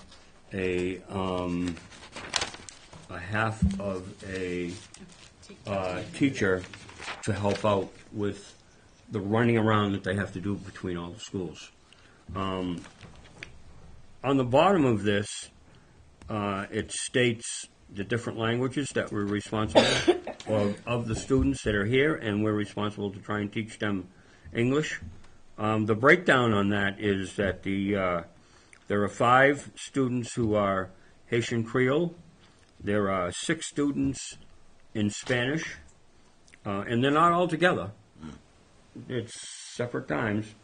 There are 6 students in Arabic, there are 4 students in Portuguese, and there is 1 student in Mandarin and 1 student in Urdu. Don't ask me how to speak Urdu, please. Don't have a guess. Is that the country? I didn't even know where it was. So, Part of Pakistan, probably. There's a lot of different, just like Mandarin, there's a lot of different Chinese food. that's our breakdown at this time. I personally, I think most of you guys realize I've been here for a long time. In my eyes, too long, but that's okay. I know I heard you mutter. What comes around goes around. I never thought that this would be our next large expense coming down the road for us to be concerned about. And again, unfortunately, the taxpayer is on the hook. And, until the state, which, only God knows if that's ever going to happen, finds a way to help us more, we're caught between a rock and a hard stone. And, in good time, we can only hope. So, are there any questions? Oh, thank you. Do you feel You're going to make it that easy on me? No. I know you're looking for another half FTE, but as it keeps on growing up, is a half TE enough? Well, Dr. Oakley, Dr. Oakley is looking for another half TE, and she's added it to 2020, but she's also rearranged some other things so that we're actually not adding the expense. If you can understand, it's still within the budget that we would have asked for. The the added FTE is, I believe there was a nurse that's been kind of moved around from full-time to part-time, am I correct? And then there was, I forget what the other one. Guidance secretary. A guidance secretary. So that adding the .5, but I will tell you that we will need 2.0. Yeah, I mean, So yeah, I'm I'm adding looking a at 40 .5 kids because for- I'm cognizant of the. You're absolutely right in saying that we're It's going to need more. In the way that it's, I'm hoping, We we can't get control it for next year, it will be an elementary person and then a part-time middle senior high school person that also will be teaching some foreign language, so they'll be able to kind of hold more kids. This year, it's crazy, we're having a hard time, we're not in compliance in some things, we're having a hard time giving them the right amount of time. So eventually we will need the 2.0, but just kind of taking it one step at a time. I get it, okay, thank you. You're welcome. Thank you. Thank you. Any others? Okay. Okay. Reserve the Move right on to to- come back and attack. I reserve the right to come back and attack. Yeah, but it'll be after the meeting's over. Only because of the love. So that's now where I come in. So Donna and Jim have spoken about the two major categorical unfunded mandates, that being the special education and the ELLs. So I'm going to talk about funding. So that means Chapter 70. So starting out with just by the definition of what Chapter 70 is the aid that the state provides to education to fill the gap between the minimum budget for each district and the required local contribution. For West Bridgewater, Chapter 70 aid funds approximately 25% of the school budget, while the other 75% is funded by the town, school choice funds, grants, and revolving accounts. The Chapter 70 funding formula has not changed since 1993 and has become a woefully insufficient and inequitable way to fund our schools. If you think back to 1993, the tools and mechanisms and standards that we had in the academic world from 1993 until now is clearly night and day. The advancements and improvements are just beyond description, for tonight's meeting. But so what's happening now is the gap is gradually increasing every year as we come to you every year with a budget that is looking for more money and more money and more money. That's because simultaneously the gap is being increased. So with the needs increasing and the level of the funding essentially being flatlined by Chapter 70, that's where the situation that we're in now has somewhat been originated. West Bridgewater has clearly been underfunded in Chapter 70 for many, many years, as shown by a comparison of the per pupil expenditure. Our per pupil expenditure is 16% lower than similar districts and 18th from the lowest in the state at an amount of $12,774. So what does all that mean? So, per pupil expenditure, the definition or the explanation of how do you get per pupil expenditure is there are several total costs of the budget. For example, instructional leadership, teaching services, professional development, instructional materials, guidance, counseling, testing, all of the pupil services, including the food services, the athletic services, operations maintenance, and then benefits for retirement, separation, health insurance, and other fixed charges. And then all of the out-of-district expenditures are what goes into the total costs of our line-by-line budget here. If you take that and you divide that by the number of pupils, that's where you get your per pupil expenditure. And again, that calculates down to an amount of $12,774. So now if you say, well, how does that compare to other districts? Or the state, I should say. Do we, of those categories? Yes. Do we know what the big I mean, what the dollars would be from each of those categories? That's in our budget. Those are the total costs. So, for example, if you go to the instructional materials or the guidance counseling that Donna has spoken about, specific guidance counseling testing materials for that English language that Jim spoke about, the WIDA testing, various things like that. I guess what I'm thinking in the Teaching back of services. my mind, that if, everything's being run as efficiently as I've seen it being run, then that number might be down, because you're very efficient at the way you do things, versus perhaps, I don't know, this other towns where money's no object, so Well, that's why it we compare. inflates that. Right, right. So let's look at, for the next slide, is the per pupil expenditures, which is based on enrollment and household income in a 20-mile radius. As you can see, West Bridgewater's at that 12,774 per pupil. And then if you go through Abington, Carver, you see the pretty significant increases. The state, Holbrook, Avon, and then Hull. Hull being at a $20,000 per pupil expenditure. Do you know why? They get more, all of those towns get more Chapter Chapter 70. A higher percentage of Chapter 70 than we do. And of course, they spend it. Right. And because of, that gap, so the town's required to spend a certain amount, there's a required contribution. Right. And then to get an adequate education, you then fill that gap, and what was meant to be, fill that gap was Chapter 70 money. Right. Our gap's bigger, and it's bigger because of things at a special education, ELL, Yeah. increase in health, that type of stuff. So we've actually filled the gap with school choice funds. Yeah. And we use every dime of our school choice, and I think most people would tell you that's probably not a great way to balance your budget, because if these kids go away, then we don't have that gap anymore. But we've found ways to fill the gap that Chapter 70 doesn't. So these are, but we get a lower percentage in Chapter 70 than them. Now, Hull gets a higher percentage in Chapter 70 than us, but also maybe the town puts in more, or they found a different way to fill the gap too. I mean, is 20 grand high? Well, yeah, because the state it average se- is, I mean, state the average is a average little under 16. Right. Yeah, you don't need 20 grand, but. So we're even still, again, 18th from the bottom Right.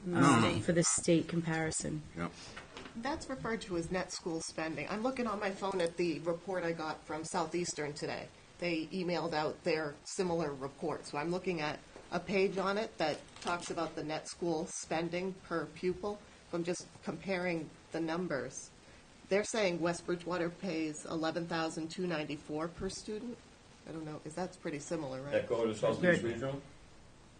That's not That's what ours. we're paying to send kids to Southeastern. Yeah. Is that what this is? Good. And my guess is the discrepancy there is, one of the things that Sue was saying, all the stuff in our budget, you add that up, divide it by the number. It's not as simple as that, because there are things not in our budget, like health insurance and retired teachers' health insurance, that's actually in the town's budget, but that goes into our per pupil Calculation, right, and I didn't misspeak, thank you for saying that. So my guess is the probably Southeast, if doesn't. it's lower, it might be something to do with that. So have we seen any movement? I mean, we talked about this last year in terms of the formula, and there was, some thoughts about maybe trying to get movement there? Yes, so so just, and I'll jump to that after I do this one more, just talk on this next slide, which is the per pupil expenditure with comparison to the Route 24 corridor. Now, that is based as on a tax rate comparison, and again, as you can see with all of those Route 24 corridor towns and districts, again, we are the lowest. So it's just, if you look at this bar graph, it really is just pretty devastating as to what we're trying to give to our students by way of services through teaching services and just materials and so forth, and what we have to work with. So that leads to your question as well. under the FY20 proposed Chapter 78 in the governor's budget for West Bridgewater. It's an increase of $345,612 over fiscal year 19. Interestingly enough, for fiscal year 18 and fiscal year 19, West Bridgewater was only provided $30,000. And now the proposal under the governor's budget is $345,612. I did say it a second time because it's significant. And if you could remember back to Donna's presentation, that's very similar to the number that we've increased on we've had to deal with an increase on the SPED, the special education, of $321,000. Right. So we need this money.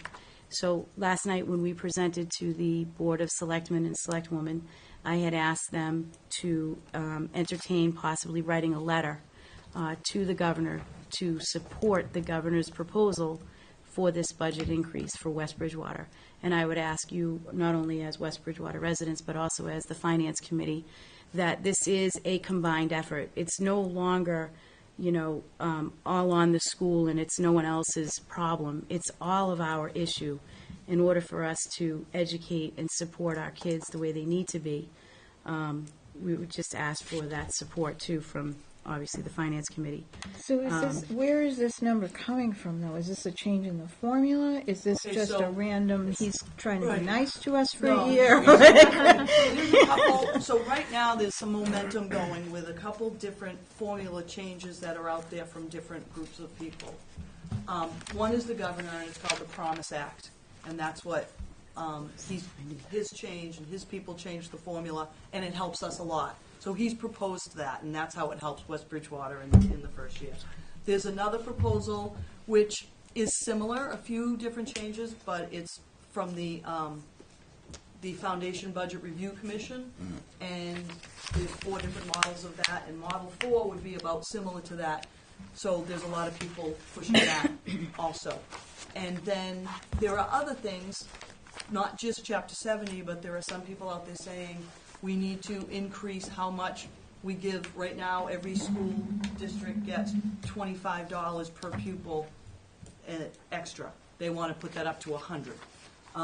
Another one is, let's give more, right now, transportation for out-of-district placements isn't reimbursed. Let's reimburse that. So there's a lot of things out there right now, so it really has momentum. Tomorrow, there's a hearing at the State House for education finance reform. It's got a lot of momentum. We had Senator Timilty at our meeting, and he listened to it. I've talked to him several times, and he says that the chair of the House and the Senate really have this as their top priority, and most people believe that we have to get it now, because if we don't, it gets shot down. Probably won't see it again for another 15 years, because the last time they reformed this was in 1993. So there is momentum for it. The handout that we gave you, the mass budget, it explains, it's kind of a prime of Chapter 70 at the beginning. I think it's really good. And then it goes into that Thank you. that Foundation Budget Review Commission, and it explains what it is. It explains the problem and all that stuff that's happening now. And Tell you who's on that commission? Yes. Yep. Yeah, Is- so, Do we have Steve Lynch on board, too? Is he helping? I don't know. I mean, I would think probably, it's not federal money. It's state You know? Yeah. So this is state money. So we're really looking at our state senators and our state State reps, and also, the governor, and I actually I'm actually planning on going to the hearing tomorrow, because we want to have as much support as possible for this. So they asked a lot of superintendents to go, and there's a number of them speaking, but I did just get an email before we came in here that said, be ready, because they've just got an update that the governor's decided to speak, the secretary, all these people, more people than they thought, which is good news. Yeah. But they said it's probably going to be a marathon session that goes into the evening. So if you want to speak, just be ready for that. But there are a lot of, the 2 McCoy brothers from the Patriots are going, because that's one of the things they're looking for is more funding for education. So this is the first time that it's got legs for a while. Well, those celebrities will help the evening news be there, and maybe people will understand what's going on. Sadly, that's what you need. Unfortunately, yeah. But, As long as they don't retire while they're there.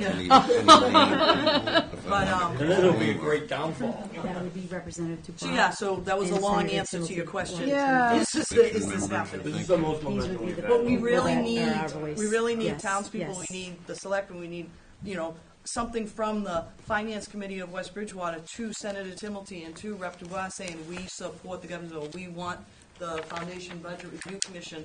Those things help, and every time just a citizen even just sends an email or a letter, it makes a difference, because they do listen to that. I mean, they get in by votes, so they listen to that.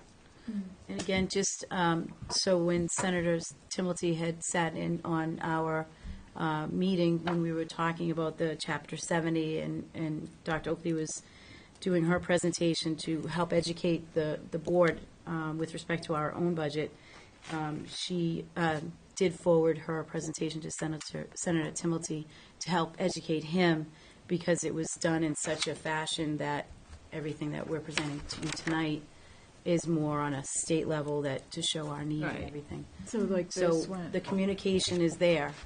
We just need to keep the momentum, as Dr. Oakley said, going. Yeah, this is pretty powerful. These graphs. And honestly, it really is, we're coming to you, we come for money from the town every year, that obviously, Chapter 70 money goes directly to the town, and then it, is in with all the other things that come in. However, it's really the fact that we get such low Chapter 70 money, that's really what's put us behind the eight ball. That's that crazy formula no one understands. No one understands it, no one ever understood it, and the best I ever got for an explanation was, well, it happened in 1993, so wherever you were in 1993, it stayed there. Well, it makes no sense to me, because maybe it was 1 year you had a I know birthday. David Right. took a whack at it. but It's, Right. there's no rhyme or reason to it. I mean, East Bridgewater gets over 50% of their funding. Our towns are not that, Right. dissimilar, so But why someone's we going set to it lose 25? as they redo this, so it could be a Well, political football. and I'm that's sure. why there is, Yeah. The urbans obviously have the most to gain, Yeah. but because of the situation we've been in, Mhm. we, 345,000 to Brockton doesn't sound like a lot, but in our budget, that's a lot. Yeah. They're looking at maybe getting 11 million, but they're, Yeah, it's different. Yeah. Right, so. right. All right. Thank you. Any questions? Thank you. All right, so now, the proposed budget. So the town has asked us to level fund. Service. No, I'm sorry, I said You did that again. Yeah, it's a level service, okay? We'll get it right one time. It's okay. So a level service for us would be 5.4%. It's an awful lot of money, obviously, to our budget. So what we have done is, last year the town gave us $12,573,064. This year we're asking for $13,147,602. We have already taken an initiative to cut that down to 4.57%. Okay? So out of that, the special ed and out-of-district placements of 321,478, 2.55 of this 4.57% cannot be touched.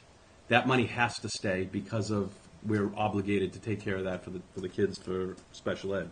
So the remainder of the budget that we're asking for is going up 2%, basically 2.02%, or $244,060. So that's why the number looks as large as it is, because 2.5% of this is stuff we have to pay for. So what's the total budget, 15,424,000? Well, because we put in the school choice money of $2,277,248. That's the money in the revolving accounts. So that's the money that's coming in. So the total school budget, with an increase of 4.57%, would be $15,424,850.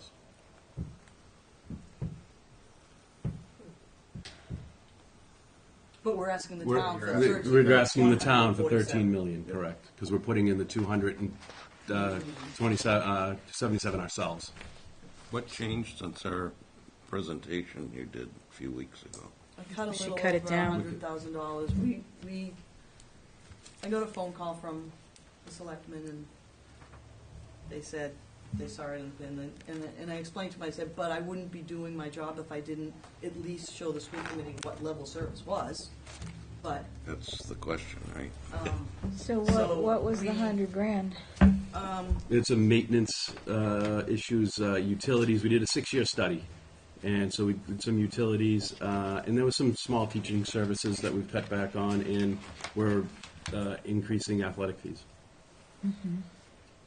There was some discussion at your presentation about, I don't know how you'd title it, I mean it, but of monies that would be available for move-ins, unpredictable things, Oh, stabilization, yeah, along actually, those lines. And it seems to me that that's something that deserves a little thinking, only because if it happens, you've got to get the money from somewhere. Where do you get it? yeah, I've spoken to David and Meredith, they had a conversation. So several years ago, we talked about it, and we weren't in the same predicament, and it didn't happen. But what now the state has allowed is towns can start a special education stabilization fund. And it's funded in a lot of different ways, and I believe it's a 2% cap on your budget. That's as high as you can go. Or you can just make a cap and say, we want to put so much away a year and cap it at 200,000 or something. What it does is, if we have a move-in and we're like, okay, we didn't plan for this, then we go to, instead of having to go to a town meeting and say, listen, we have this special needs kid and we need this money, and have the town meeting, it would be, you would go to, I mean, there's a lot of ways you can set it up, but you would go to the selectmen and say, and there's restrictions on it. It can only be used for special education. It can only be used for those types of things. But that would help a lot. East Bridgewater just approved one last year. I know Norton approved one, so slowly people are that looking at that. The question comes, okay, how do you put money into that? Do you, instead of putting 100,000 into your town stabilization, you put 50 into that, 50 into that? Or one of the things that some people are looking at, and I've mentioned to David, but we're still going to talk about it. We get Medicaid reimbursement that goes directly to the town. Maybe some of that could go into the stabilization for SPED if we could get more. Like right now, I think we get like 50,000, but if we could ever get it up to 100, then maybe the other 50 could go in to that. So there are ways that different people are doing it, but I think, Dayton, Rehoboth had an override last summer of, I think it was 900,000 something, and it was for out of district unexpected things. Yeah, it's everywhere. Burlington had something last summer. Marblehead just had one. Norton went and had one to take money out of their stabilization. And I'll be honest with you, we're looking closely at the budget because we had this out of district placement, and then we also, on top of that, had to add a monitor to a van for another kid and a one-to-one for another. And I've talked to David about this. We may need to put something on the town meeting and say, can we get money out of stabilization because we've got to balance the budget because we didn't expect this.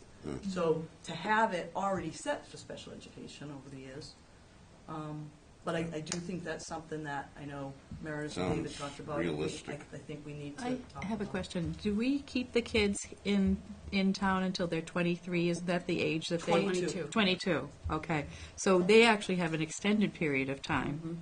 I just wanted to bring that up in case people didn't know that. Yeah, so we have, you're Yeah, right, so yeah. we have several students right now that are above the age of 18 that are staying until they're 22, Yeah. receiving those special ed services, because under the law, they're required, Yes. we're required to provide From those 3 services. to 22. Yeah. Right. And also understand, too, that the circuit breaker, we talked about circuit breaker a little earlier, and that's the reimbursement that we receive for out-of-district placements. That hasn't been fully funded in years. It started in FY '04, I believe it was, circuit breaker, and it has yet to be fully funded. The closest we've gotten was last year, and that was at 72%. It should be around 75%. So what that is you were just about to ask that? No, I was going to say you have to take that into consideration when you decide on where to place these kids. too. Correct, right, exactly. And so, That they don't. it could be, say, for instance, $100,000 placement, right? And we're going to receive maybe $60,000 say about 60%, which is about $60,000. The first 45,000 we own that right away, and then that difference between the 45 and the 100, which is around 55, you get 65% of that. So that comes back to us. However, the transportation, like we mentioned earlier, and several kids that we have monitors on the vans.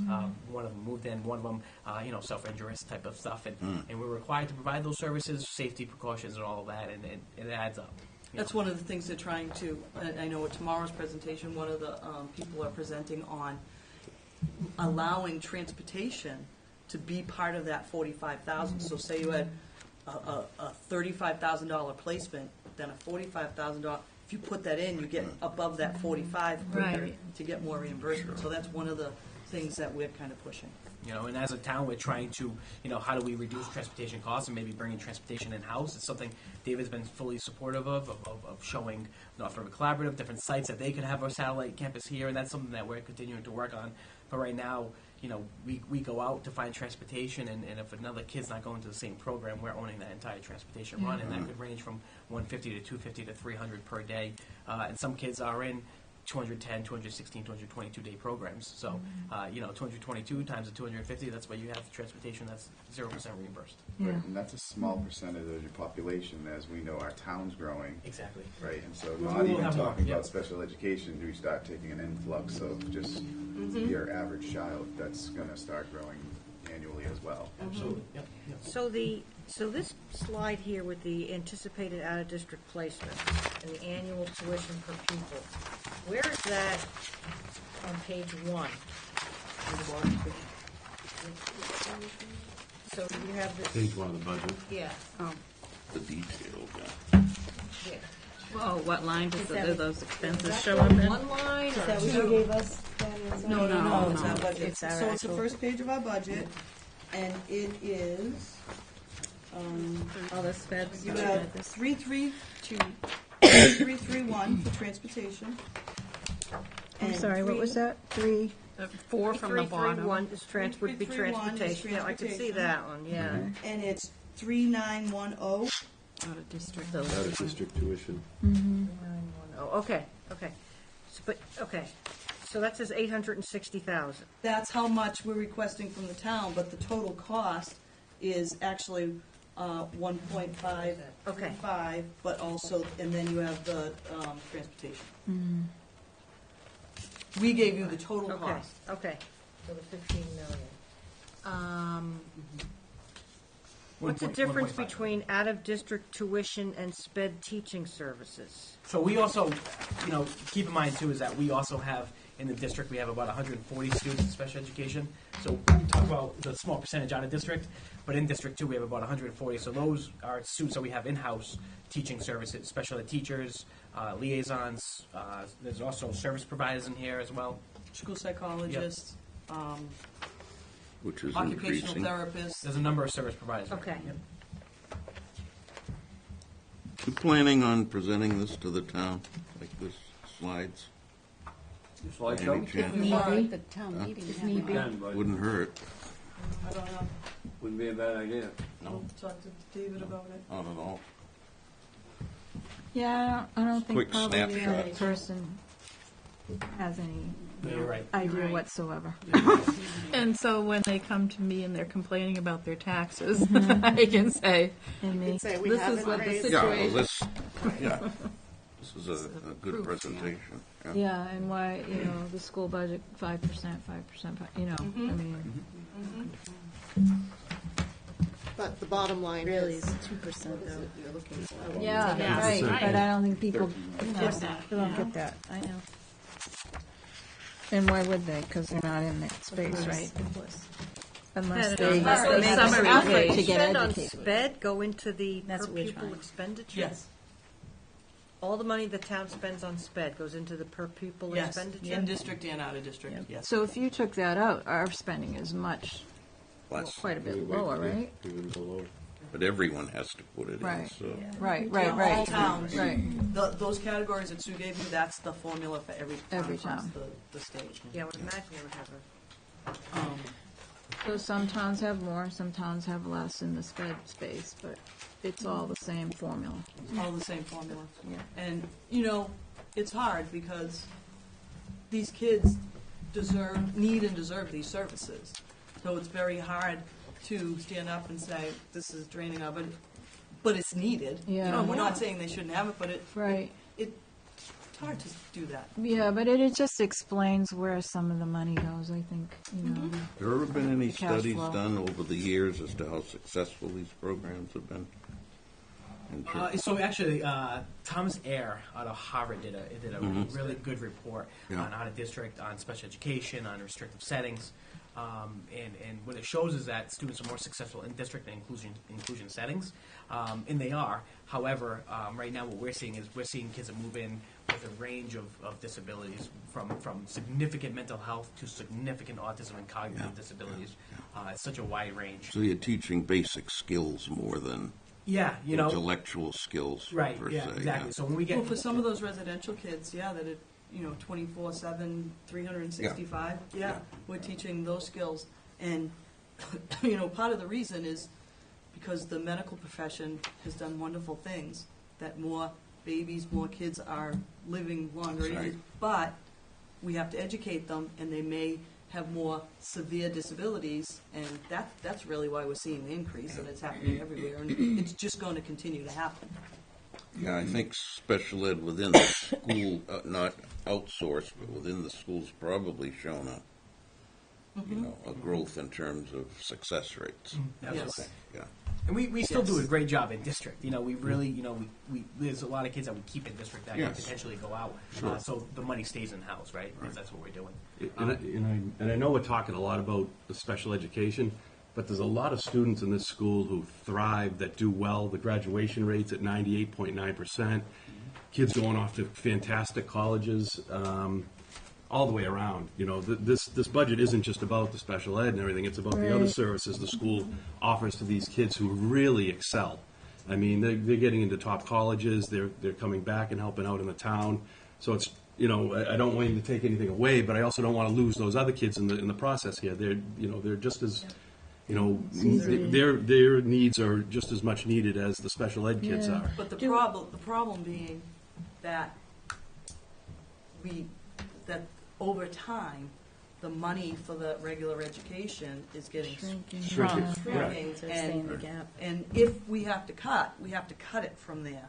Right. And how long can you do that and still have a good educational system? Yeah, I was going to That's the say, problem. are all the other, well, what is this 1% or whatever this is? Are the other 99% of the kids getting what they need and what what's important? Seem to be, but Right now, but can you it know. keep happening if we have to cut out of that? Right. That's the problem. People still want school choice. Yeah. So important that we keep our Well, that's the thing, we have to reputation. keep Right. that up, right. Those Right. funds. That's a double-edged sword right there. Yeah. I'm just looking at the numbers, by line, looking at the year over year, and I know you said that a lot of the increases is going to sped. Out of district tuition has more than doubled. You know why? Out-of-district tuition is Norfolk Agricultural School. And we had one child, and now we're gonna have two. So yes, it's doubled. The Aggie School is another interesting thing that I might as well, because if you're gonna be talking to your Senate, I threw this out to them too. So the agricultural schools around us is Bristol Aggies and there's Norfolk Aggie. Plymouth County doesn't have an agricultural school. So what that means is, if you're in Plymouth County, you have the right to go to either one of those schools, but we have to pay tuition. You do not have to pay it if you are in one of those other counties. We also have to pay the the transportation. So the tuition to Norfolk Aggie is about $27,000, and the transportation sometimes can be more than that. It's in Walpole, maybe no one else is going, and we have to send the kid there. So we had one student this year going, and we definitely have a second one that's going to be a freshman next year that got accepted, and he told me that he's going. So that's why it doubled. Can we change his mind? And the only way, I will say, I do get a form. I'll drive him. And I have the only time the farmers. I married one, but Yeah, but geez, come we're only on. going to pay you mileage, we're not paying you. The only That's time I have funny. the right to say no is if the program that they want is at Southeastern Regional. Then I can say, no, we have that at Southeastern and we're in that, so you don't have to. But 99% of the time. So the it out-of-district tuition is that number plus the, Well, it looks like it went from 650 to 1.5. Oh, you're looking at that. Which, You mean out-of-district sped or out-of-district? out-of-district tuition, Tuition. 3900. So that's that line plus 39. this, Oh, the 3910. 3,900 is the The Aggie. bottom. 3910. 39, oh, Out okay, of out-of-district, okay, that's the Aggie, okay. 3910, the last one. Okay, so the out of 3910 is just that line. 3910 is this. Yes. With transportation The last one. and ESY, extended services, and 3,900 is, I'm sorry, that Yeah. big double, that's the agricultural school. But I think it's important because, But out of district went from 600 something to 1.5. That's double. yes. Out of district. No. That's the contribution. Because go do, Remember, we changed the budget around this year. So it's Because left some- to right. What do you mean Well, we because you changed guys the asked budget us, you around? guys asked us. Yeah, we asked Oh, them did to. we? Yes. Might have. You asked us to format it like the town, Right. so that it was easier to 657 read. 860, because Yeah. the 1.5 is with our contribution. You have to look at what we're at. So the 657 is what the town gives us, and the 860 is the same column. It's what we're asking for the town. The final column is with our contribution. Okay. And that comes from school choice and all that School other choice, stuff? Grants, revolving grants, accounts. revolving accounts. Circuit breaker. Yep, circuit What breaker would that we be get for an reimbursement. example we of put a in. revolving account? Athletic fees, Okay. preschool They fees. going up too? We Yes. increased them, we doubled them. And does that put I remember. us on par with other towns, or are we getting too high on the athletic fees? No, for the actually, numbers? we were very always low, so very, we very felt low. comfortable going up. Okay. It's time. We Yeah. had the same fee for a while. Yeah. So although we're doubling it, it's still in par with Still other gonna be towns. Can't imagine It's what still a little lower, insurance is. but you can't, Yeah. you don't want to double. Yeah, right, right. It's, This is no bearing on the budget whatsoever. I just want to ask a question for my own education. You said something earlier that was interesting. I learned something. We had said earlier that Hull at $20,000 per pupil is high, and that's all expenses in. Why is it Bristol Aggie then would charge $27,000 if their PPE must be much lower than $27,000? The Aggie schools are one of those anomaly things with a formula that they get to kind of do what they want. I mean, it almost seems like it's a profitable business at that point. There you go. Yeah, a good point. I'll tell you, the Abington superintendent's been doing a lot, trying to advocate and fight with the agricultural tuition, because they just go up. Here's the other thing. Why are we paying so much more for the agricultural school than we are Southeastern Regional? They're both really vocational schools. Right. And, and it's also, it's out-of-district transportation that we have to allow the kid to go there and we have to pay for. Is it much But if smaller? you're a regional school, if you're Whitman-Hanson, you get your transportation reimbursed. We don't, Crazy. because we're not a region. So there's a lot of these different loopholes that, because I contend, and I said to Senator Timothy, I said, I think you can call the agricultural transportation regional transportation, so why don't we get reimbursed for it? Because it's a regional school. And he's like, well, that's a good point. But those are the loopholes that Yeah. we have to. So I have one more question. So the town colors aren't they red and white, the school colors? No, Maroon. Maroon, close enough. Why is this green? Why is this green? Pretty color. Money. It's a pretty color. It's a lot of ink. That's all it is. I want to think We'll about make it that. whatever Figured color that you one out a want. while ago. That was a great Well, presentation. That was a Let's lot think of about- information. We got a lot of reading to do. Think about Yeah. Talk meeting. with David about it. And Yeah. well, especially if we're going So- to see a lot Maybe of not every pay slide, but- stabilization. I did hear about a nurse though, so can you speak to that? So Yeah. how are we able to cut the nurse? Okay, so Are we sharing? Are we no kids administering their own drugs? Well, they Kids are do gonna do be that. covered from bell to bell. Kindergartners. Kids are still going to be covered from bell to bell, but the way that the Spring Street School is set up, we had our nurse leader there, and they have their prep time is about an hour and 15 minutes in the morning before school starts. School starts at 9. Okay. So our nurse leader was the nurse there and also the nurse leader, and that was full-time, because we got a grant called the Enhanced Health Grant from the state, and that covered her nurse leader stuff. We're not getting the grant this year. So we're cutting out that nurse leader part. The nurse will be there just from 9 to 2:30 while the kids were there, which makes it be, that's not a 1.0, it ends up being a .75 FTE, so we could cut that. But the kids will still be covered. It's really because we didn't get the grant. Well, it's stunning, the gymnastics that you are going through with these budgets. Like, I mean, seriously. Dr. Oakley. So actually, Amazing. and it's interesting because the nurse that was at Spring Street, who was the nurse leader, because she has more seniority, is going to bump a newer nurse. So she's going to the high school, and then the one at the high school is going to be part-time, and she's going to come to Spring Street. So that's how we're working it out. But that really, so that enhanced health grant would have been in our contribution, but we didn't get it this year. Yeah. And that's really, it paid .6 of a nurse, I think, and the nurse leader stipend, and so we won't have that. So the only reason we could do it was because the way the Spring Street schedule was set up. But yeah, we didn't want to not have kids covered, so kids are there at 9, they leave at 2:30, they'll be covered from bell to bell. Wow. School population about the same or Yep. increasing? Mm-hmm. Yeah. Any other questions, guys? There's always one class more that jumps. Yeah, we have a bubble. We have a There's bubble always a going bubble. into first Grad, grade. and our bubble's graduating. I was gonna too. say, is that You bubble, get- is Yeah. it bigger than the bubble for this year? No, it's kindergarten going to first grade is a bubble, but looking at the census, I don't think we're going to have to do a fifth section in kindergarten, which is helpful. So actually, the aid is cut out of Young that. families We're moving losing in. 19 school choice with this Well, no, you graduating gotta class. look, but usually you have to look back, like 5 years. 19. What event took place to Exactly. make Because it was the bubble class. They won the It was a World Super Series. Bowl. They won the Super Bowl. We had a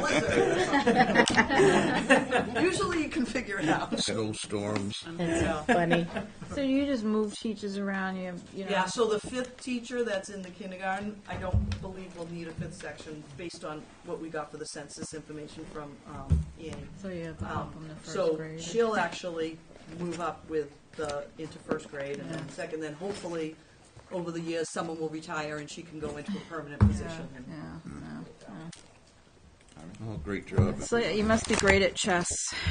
Thank you, guys. Thank you for coming. Thank you very much. Thank Thank you. Thank you. Really helpful information. Thank you. Thank you for your time and attention. I know, I'm sorry I missed the meeting. Last year I went, this year I didn't. I'd like to go. It was kind of long. I know, but I do like to Very go. I found informative. it really And I just interesting. couldn't absorb it all in one night. That's why you were there the other night. I just had some family health stuff, so I didn't get to go. Thank you. All right, Thanks for your guys. See you input. later. It's interesting. Thank you so much. Thank you. Thank you very much. I know you guys put in a for your lot time. to get here, so. There goes all your stuff. This kid is unbelievable. Isn't he something? He's going to be running the place. I got his head again. He does, Mo, you Thank you just very haven't much. noticed that. Somebody's going to have to fight that. Good night. Good night. Take care. Okay, anybody have any questions? So that was it, Why right? did I sign up for this committee? Well, it's very educational. Very It's very educational. Yeah, it really is. Well, yeah, they Do did a we nice have any job. more business? That was all of our budgets. Does anyone have any other business to bring before the committee? Yes, Monday night is the special town meeting. All right. Oh, When's our next? Our next meeting is next Thursday? I did have a question. Okay. It's not next Thursday? No, it's Nope, you're right. So it's moved to 4-1, Oh, and you can't do 4-1. potentially not, so, So we don't know. Can't do 4-4. I know, We do 4-11? I think so. I won't be here that week. 4/11's good. So are you saying we don't have a meeting next week? Well, we we don't have have a special meeting. town meeting. Town meeting. Monday. Yeah. But no finance committee? No finance. Nope, Do you need nothing a on quorum? Because 4-1. I'm not here the week of the 8th through the 13th. Yeah, I actually don't have another one on my calendar. No, so The week of the 8th through the 13th, don't we start voting on budgets? we're supposed to, so Right now, Meredith and I could have to sit down, get a look at this, and we'll communicate this. Originally, you were scheduled for next Monday night. Right. But that's the only time we could do a special town meeting. I'm only gonna be away a couple of nights, but I'm gonna be away the 28th to the 1st. And then the 4th, which was another night that you were originally going to be scheduled, we are going to have a debate for all of our local candidates. Yeah, the one. And, the one contested race. I know, but You gotta do it, yeah. Well, ever since I've been here, I implemented it, and quite frankly, Yeah. then this year, I wasn't going to do it, but I kept on getting requests to do it, so we're doing it. But the only night that the school auditorium is available is the 4th. So with the So- first and the the first and the fourth What were out. time, David, is it on the Yeah. 4th? So we were gonna meet the 25th and the 4th, and so those meetings are both, well, Well, the the 25th, we 25th have the Special town meeting. And the 4th, we're not meeting either? Okay, so when do we fit these in? I'll email everybody. Are you going on vacation? Once work and then vacation. Oh, there you go. All right, any other business? Oh, I had a question about the light down East Street in 106. Someone told me that that went like way over budget. I'm hearing this stuff in the street. Is there any truth Don't to that listen to rumor? You know what, it's not on the agenda, I'll talk to you about it afterwards. Yeah. Because we're still on camera. and We're it's still on- yeah. TV. Okay. We can't. Any other business before the Privately, committee? talk privately, because otherwise it Well, won't. no, I don't Well, want an open meeting. Yeah, right. Would anyone like to make a motion? I'll make a motion to adjourn. Is there a second? I'll second it. All those in favor? Aye. Aye. Aye.